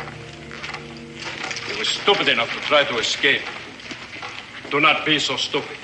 There is no possible escape. Over here. Your new home, Fort New Madrid, where you will be privileged to work for the greater glory of King Charles and Spain. Sargento Ramírez, a sus órdenes, capitán. Solo tres esta vez. Son todos tres. Sí, capitán. First, I will answer the question in your mind. You're caught hunting illegally on Spanish territory. This ain't Spanish. It's American. We are here to protect Spain's rightful claim to this territory. That is why we are building this fort. When it is finished, it will be occupied by Spanish troops from New Orleans. Then there will be no question as to whose this territory is. I tell you this so you will understand why it is important for you to work hard and to build quickly. Do as you're told, and you will eat and avoid punishment. You will sleep in that tent at night. From sunup to sundown, you will quarry stone, you will cut trees, you will haul and load and build. Listen, you ain't got no right. We're free Americans. Se quedará callado ahora, señor. You will see guards all around you. At sundown, there is a curfew. Any prisoner caught outside of the barracks after dark will be shot on sight. Ahora, llévelos a su tienda. Sí, capitán. Move.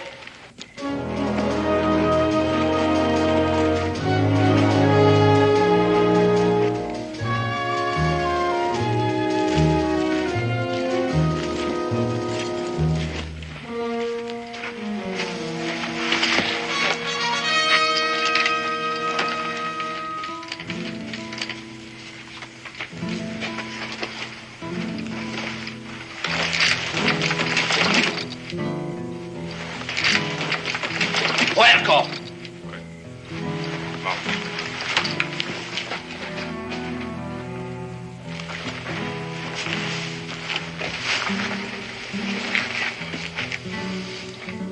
More fellow prisoners of merciful Spain.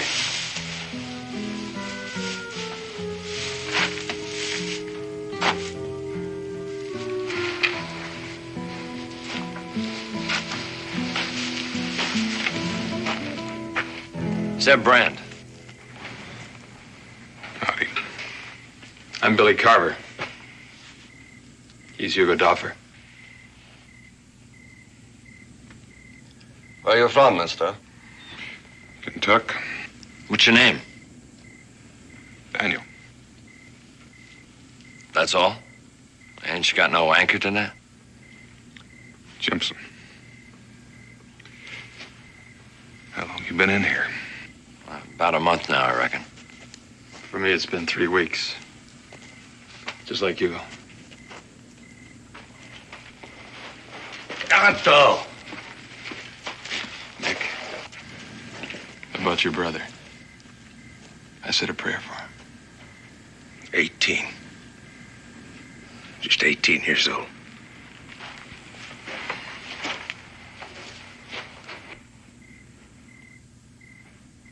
That was his brother he was burying.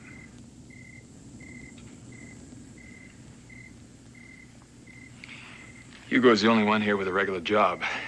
He's a stonemason. The rest of us do everything else. Did anybody else get shot trying to escape? Look, we don't talk about that. You shouldn't have tried. Nobody should try. They treat us good here. They treat you good. Keep you locked in prison, working you like slaves. Mister. What are you going to do about it?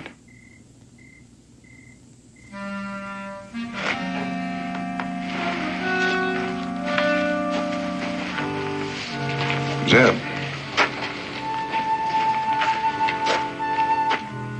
What's the matter with them? They don't want to get no trouble. Listening to you, to what you're saying. There's an informer in this tent. We don't know who he is, but he's quick. He's quick and sharp as a rattlesnake.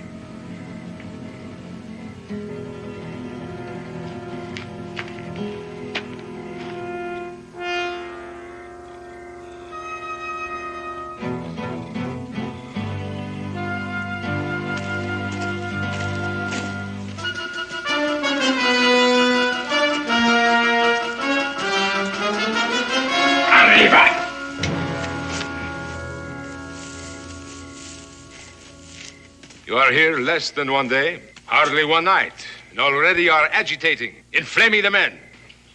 We will teach you to hold your tongue. Sarento.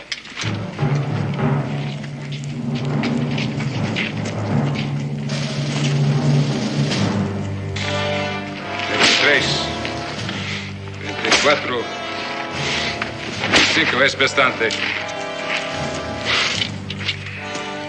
Just a taste of the life, senor.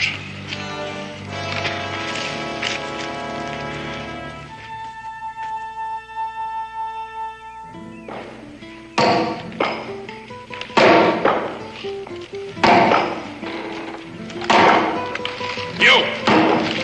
Untie him. Take him back to the tent.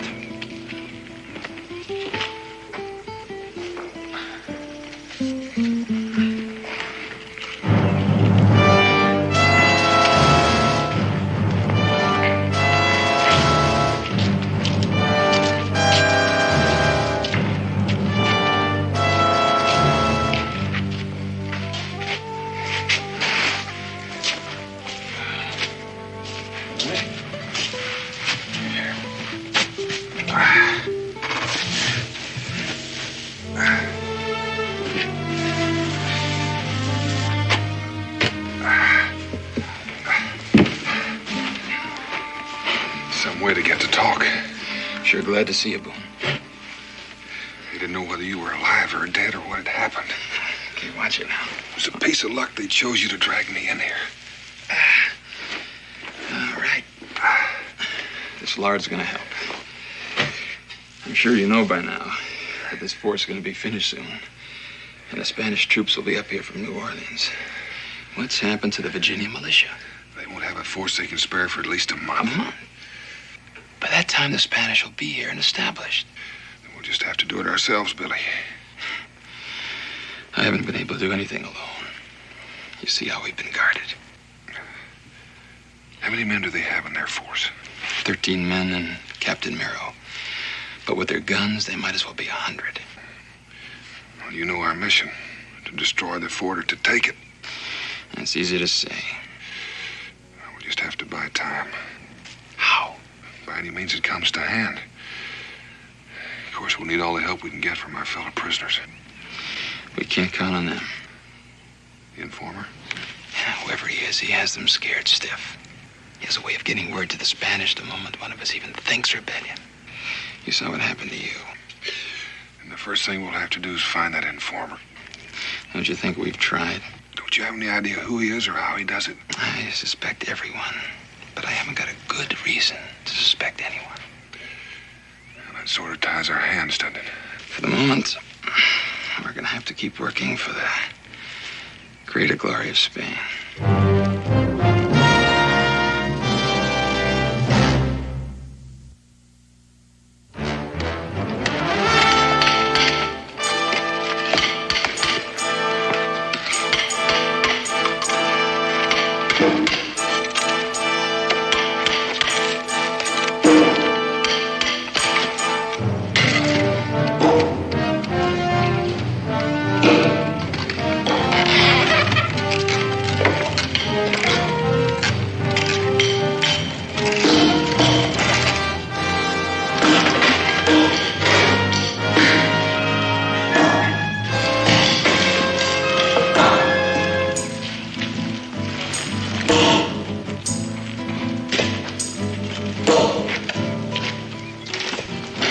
Beautiful, huh? You should be proud, senores, to help build such a fortress for King Charles and for the honor of Spain. You should be pleased for the chance to work. These stones, which are unfit for the walls of this building, you will transport for the construction of our well. Alvarez, este, y estos dos. You will work the rock quarry today. Pronto. You, unload.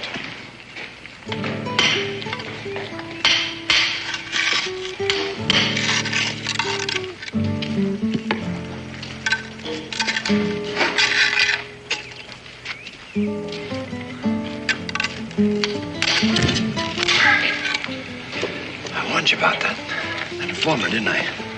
Quick as a rattlesnake. Quicker. That's why you've got to keep your mouth shut.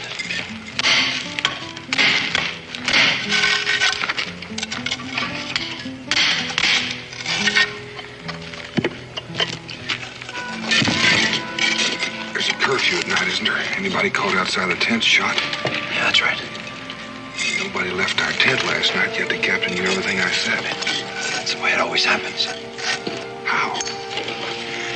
That, mister, is something we'd all like to know.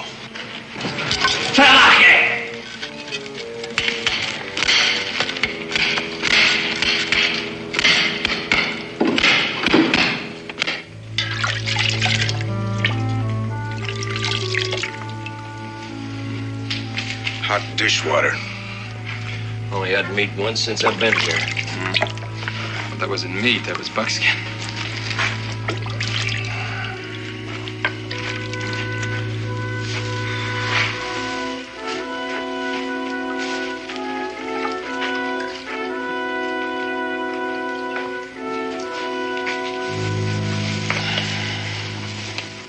Well, figured it. Still thinking. Something just two men can do. In case we can't find out who the informer is. What about Hugo? Hugo. The night I got here, he was saying how good the Spanish treat you. You mean you think that Hugo might be the informer? He's been around a long time. Oh, Mick's been here longer. Of course, with his brother being shot, that would eliminate him.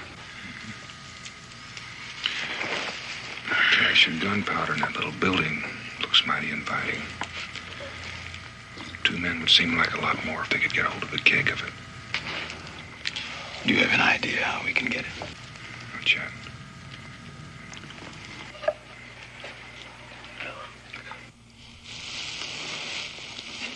Tomorrow, I have the rock shaping job at the powder house. He switches around from time to time for precaution. Now that's going to have us working side by side. It seems like an opportunity we ought to use before Hugo finishes walling it in. Yeah. Maybe we can work something out. But if we get caught stealing that powder, I'll have to think about it.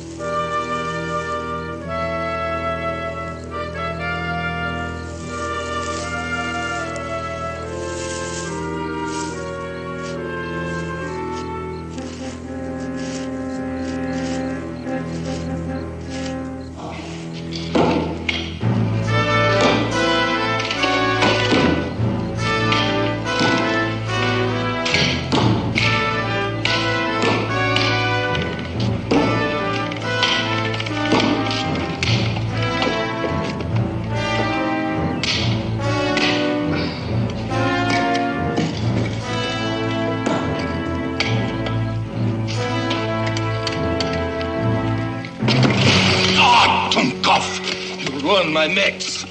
Oh, no. Oh, never mind. Never mind.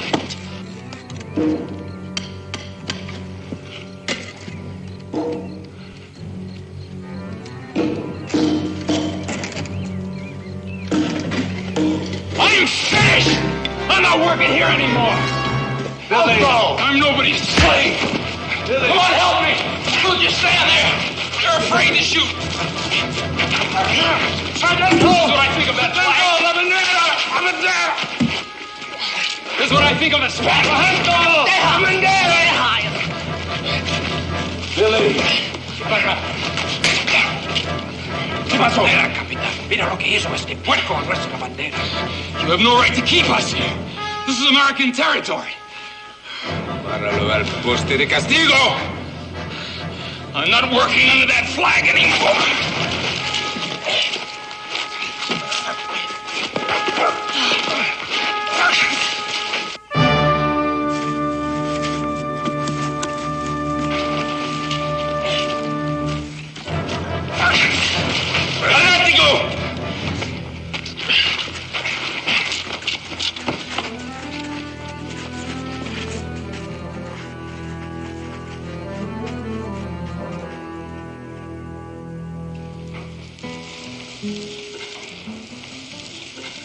It's right under me, isn't it?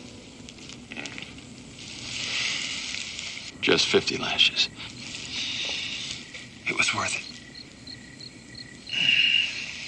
You got a notion yet? I'm gonna spread the powder a spoonful at a time against the stockade wall. Spread. How you feeling, Billy? Oh, I'll make it. Attaboy.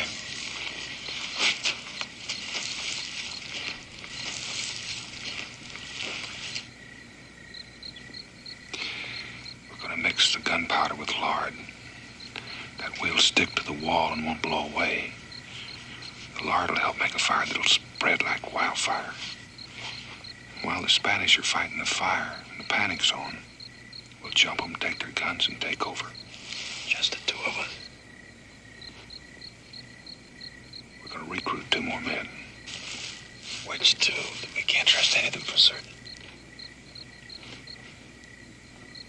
Trust those 2 over there.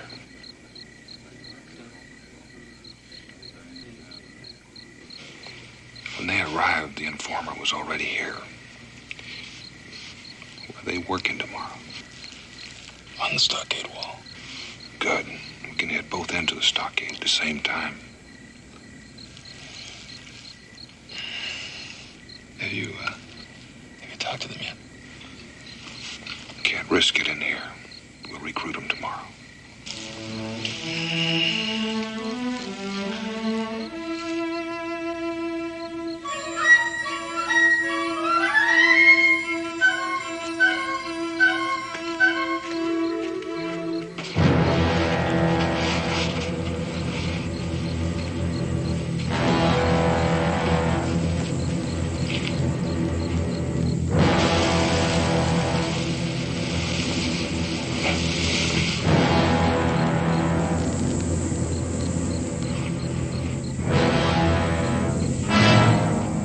son todos. Levántase, pronto. Arriba. I ought to shoot them now. Planning an escape. For tomorrow night? That's a lie. A lie? Regístrelos.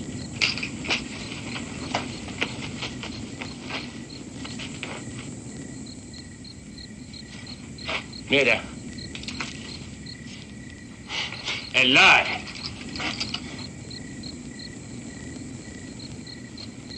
Let it be a lesson, senores. We know everything. We hear everything.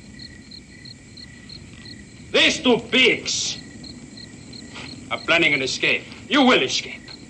To 50 lashes. Tómenlos. Ándale.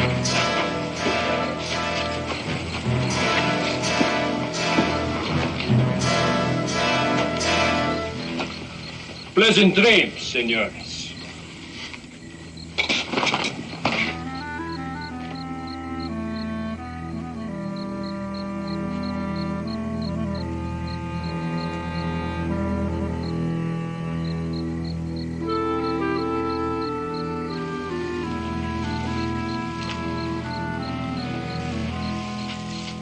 What do we do now? We'll get others. From in here. We can't trust anyone else. There will be after we find out who the informer is. We can trust all of them.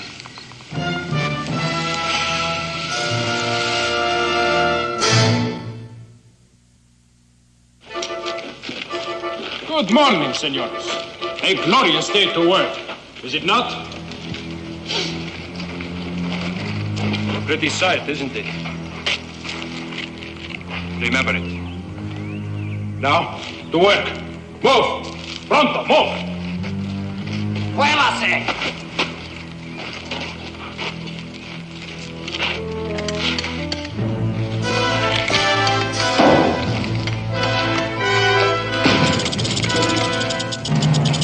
¡Cuidado, hay uno! ¡Vibra! ¡Detrás!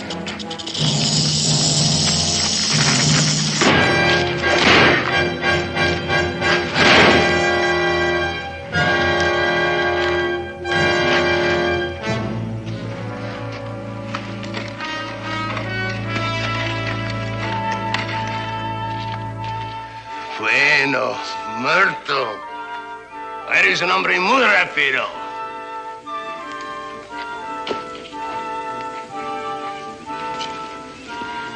He sure was right. What's that? Quick man. Oh, is that what he said? I just heard them rattles. That's all. Just heard them rattles.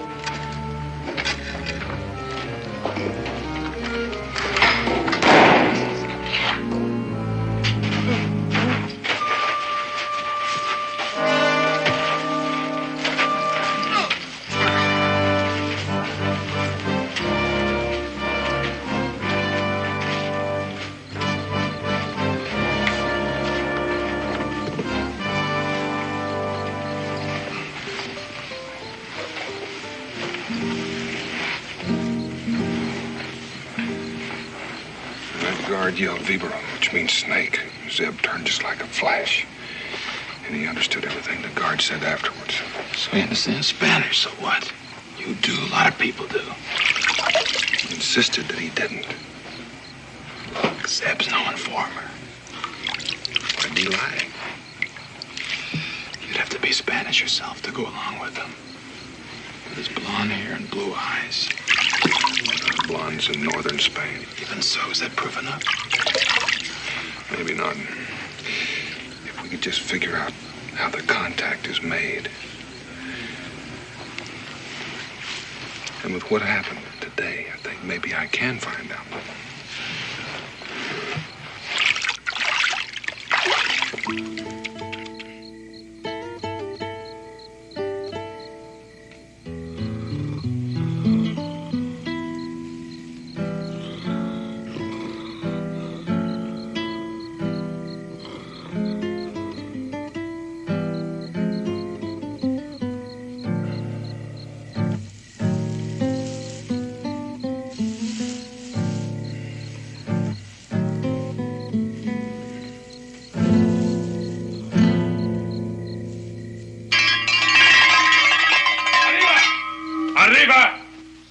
to work. Up and down. Up and out.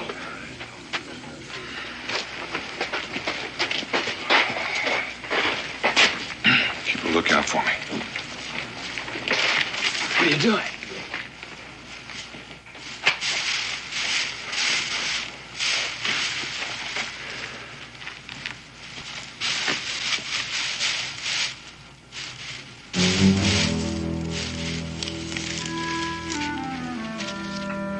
Paper and charcoal. Sergeant.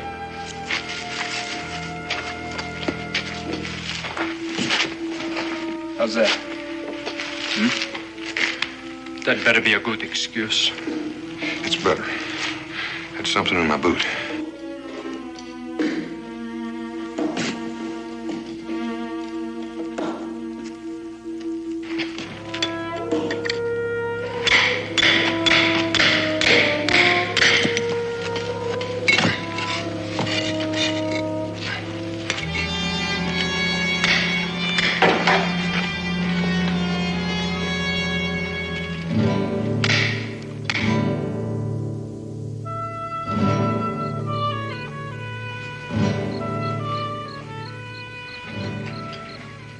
Charcoal and paper.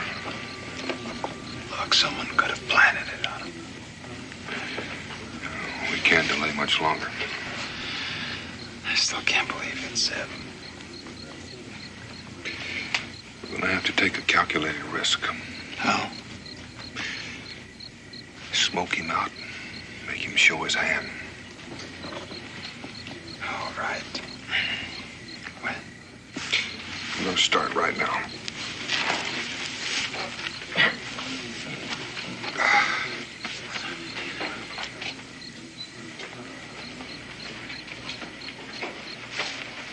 Yeah, well, stitching time, eh? Keep smiling, so everybody will think we're having a friendly little chat. What? Smile. I got something for you. Friendly warning. It's a nice job. My wife couldn't do much better. The men are going to draw lots tomorrow to see who should kill you. They think you're the informer, so you better get out of here. Well, you're almost as good as the Philadelphia tailor. So, mis pájaros. Ganders out. You will need your sleep. Tomorrow is going to be a very big day. For work. Get to bed now.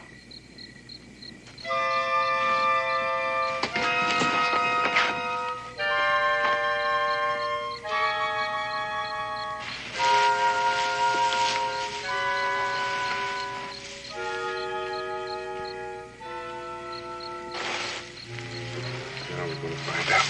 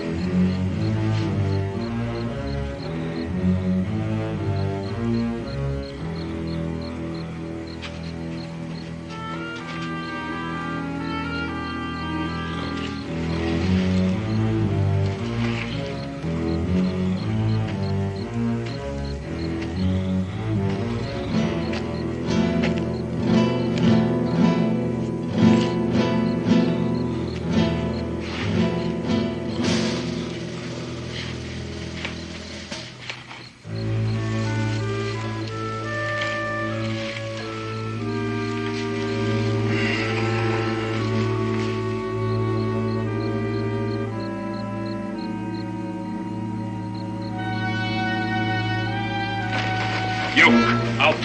Pronto. Out. What is it? What's going on?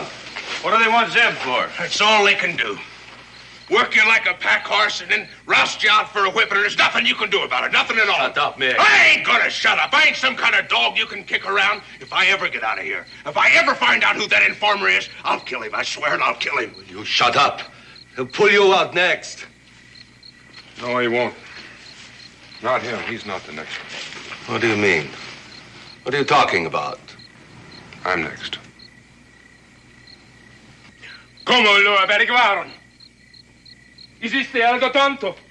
No sé cómo lo averiguaron, pero no puedo regresar, no puedo. No me interesa. Los riesgos. Debo saber qué es lo que pasa, ¿eh? Y tú has hecho eso imposible.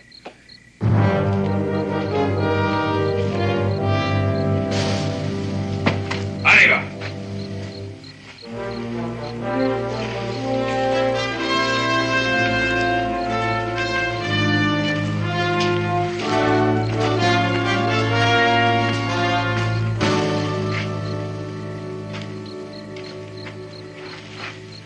You're Daniel Himson.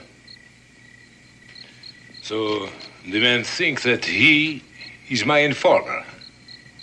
They don't think, Captain. They know. But I do not have an informer. You mean we're mistaken? Zeb is innocent?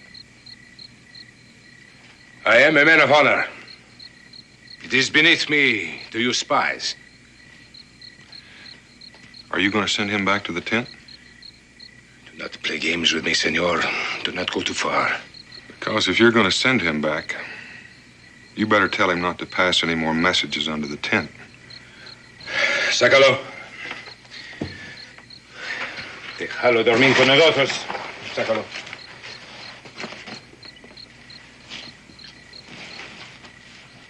So, the men were going to draw lots to choose one to kill him, and you warned them. That's right. I saved his life. I did him a favor. That is commendable. An act of true mercy. You are like a saint. But why? He's your brother? He's even your good friend? Nothing like that. I have a choice. Either to let you leave or to have you executed.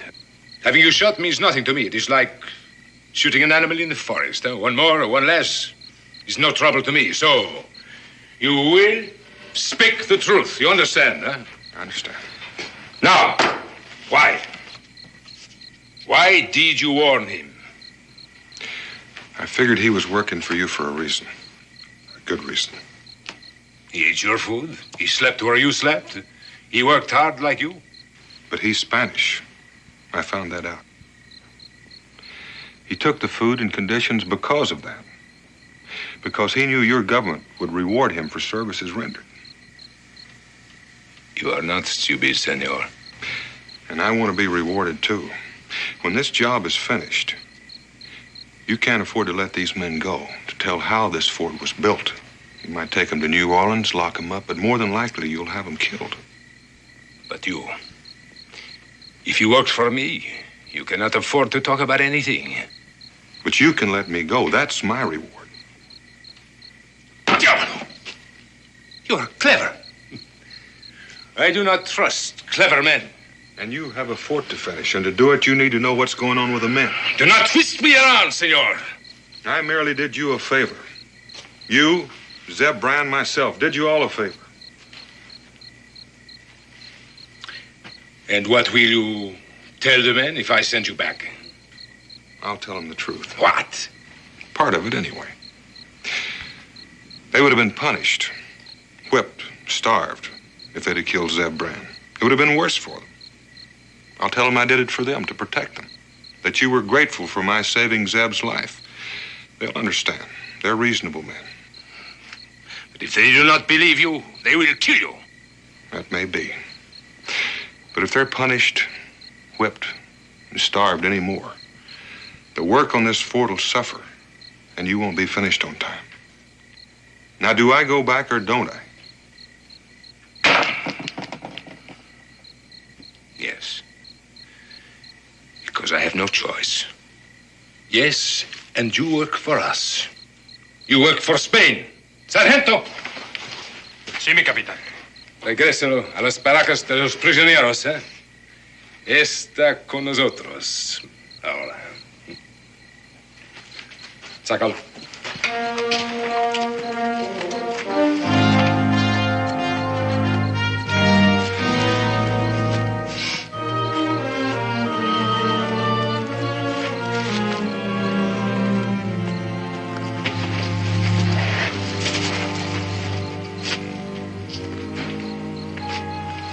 What's going on? Okay, you better tell us. Somebody better talk. I found out who the informant was. Who? Zeb Brand. Zeb? Billy and I caught him putting notes under the tent while you were sleeping. This is true. Daniel trapped him. And I got him out of here. Zeb. And you got him out? Well, he's the one that got my brother killed. I'll kill you for that, mister. I'll kill you. Nick, you're not going to kill anybody. That's why I got him out of here, so we could do our job. Now, I've got a barrel of gunpowder hidden right in this tent. Gunpowder? What job? What are you talking about? About destroying this fort. Before it's occupied by Spanish troops from New Orleans, before it becomes a Spanish territory forever. Who are you, mister? He's Daniel Boone. From Kentucky? Billy here is from the Virginia militia. And neither of us here by accident. We were both sent here to do the same thing, to destroy this fort. Destroy a fort with one keg of gunpowder? We're gonna burn the stockade, jump the guards in a panic, and then take over.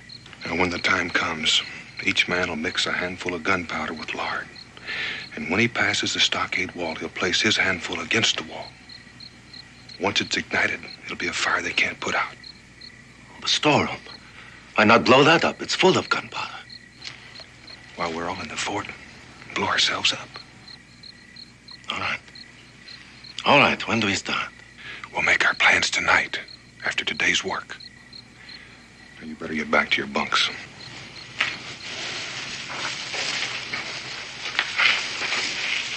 Mick, I know how you feel about your brother, but I had to get Zeb out of here for the good of everybody. I'll kill him. I swear it.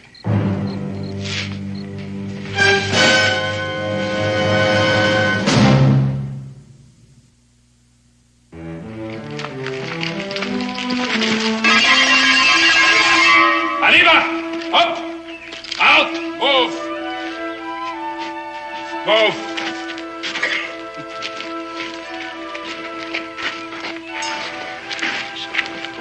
Time to work.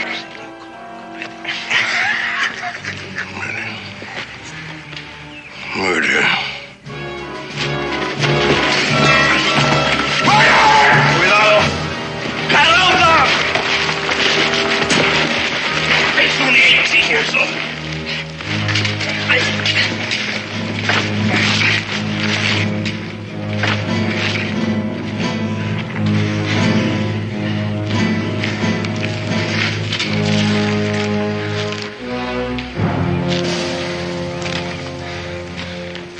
So, you did it, huh? You carried out your sentence, huh? And you did not convince them not to kill the brand, huh? Beasts! It is all you are, and you will suffer for this. I am the law on this fort.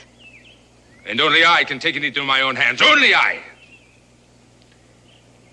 He was one of us.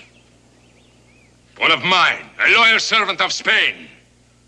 Well, senors, I will teach you a lesson you will never forget. Sargento. Sí, capitán. Madeira, you will bring them lumber. They will bury our comrade in arms. They will give him a distinguished funeral. I will make them show him respect. And after you have buried him, there will be a punishment for all of you. For the murderer, 100 lashes. If he survives, he will work till he drops. No food, no sleep, until he dies of exhaustion. As for the rest of you, because you must also be punished, you will not stop work at sundown, but you will continue your labors for 2 hours more each day. And for 1 week, beginning now, you will all be on short rations. Que se vayan a trabajo. Sí, capitán. ¡Sácalo!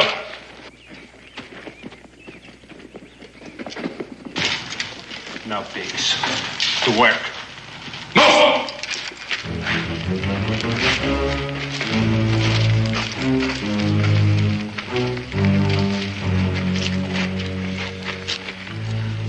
What do we do now? I reckon we'll build a coffin. Bury the informer. You mean do what they want us to? And then let them work us to death? They've just given us a better way. What are you talking about? They've just given us a way to blow up this powder house while we're safe outside the fort.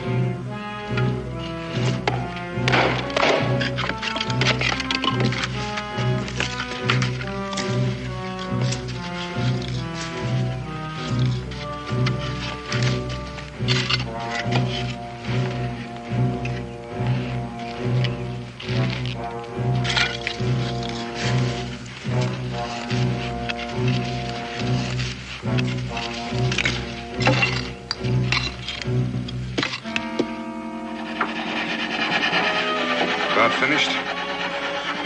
Yeah. That should do it. How about the plug? Yes. It works. The powder and a blanket.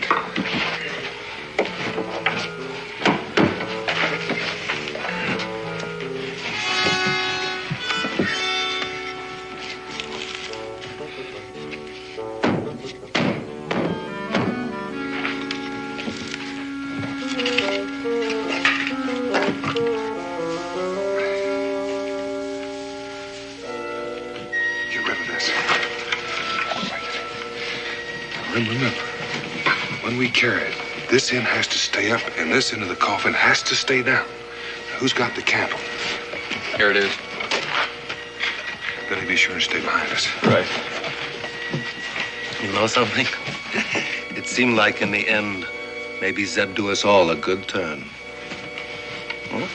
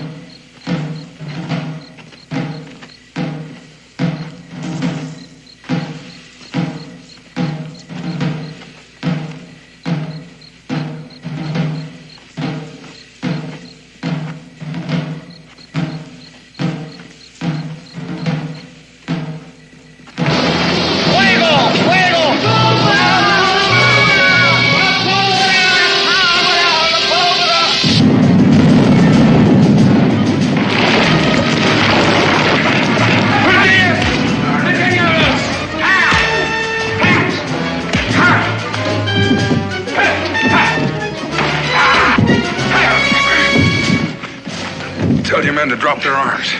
Bajen las armas! Bajen las armas!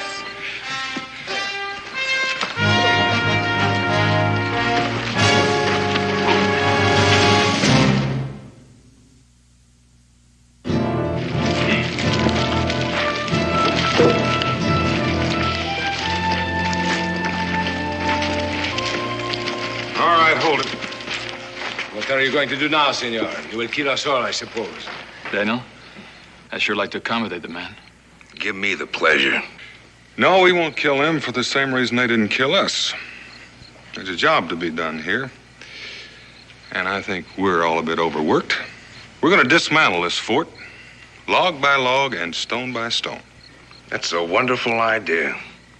What are we going to do with them when they finish? We're going to let them walk back to New Orleans and tell their superiors there's no fort left. We will be back, senor. In force. By the time you get back to New Orleans, your Spanish ambassador will be writing embarrassed apologies. No, Captain. Spain is finished on this part of the Mississippi. Now, I suggest you start by dismantling this whipping post. Muy rápido, por favor. Move. Move. Move.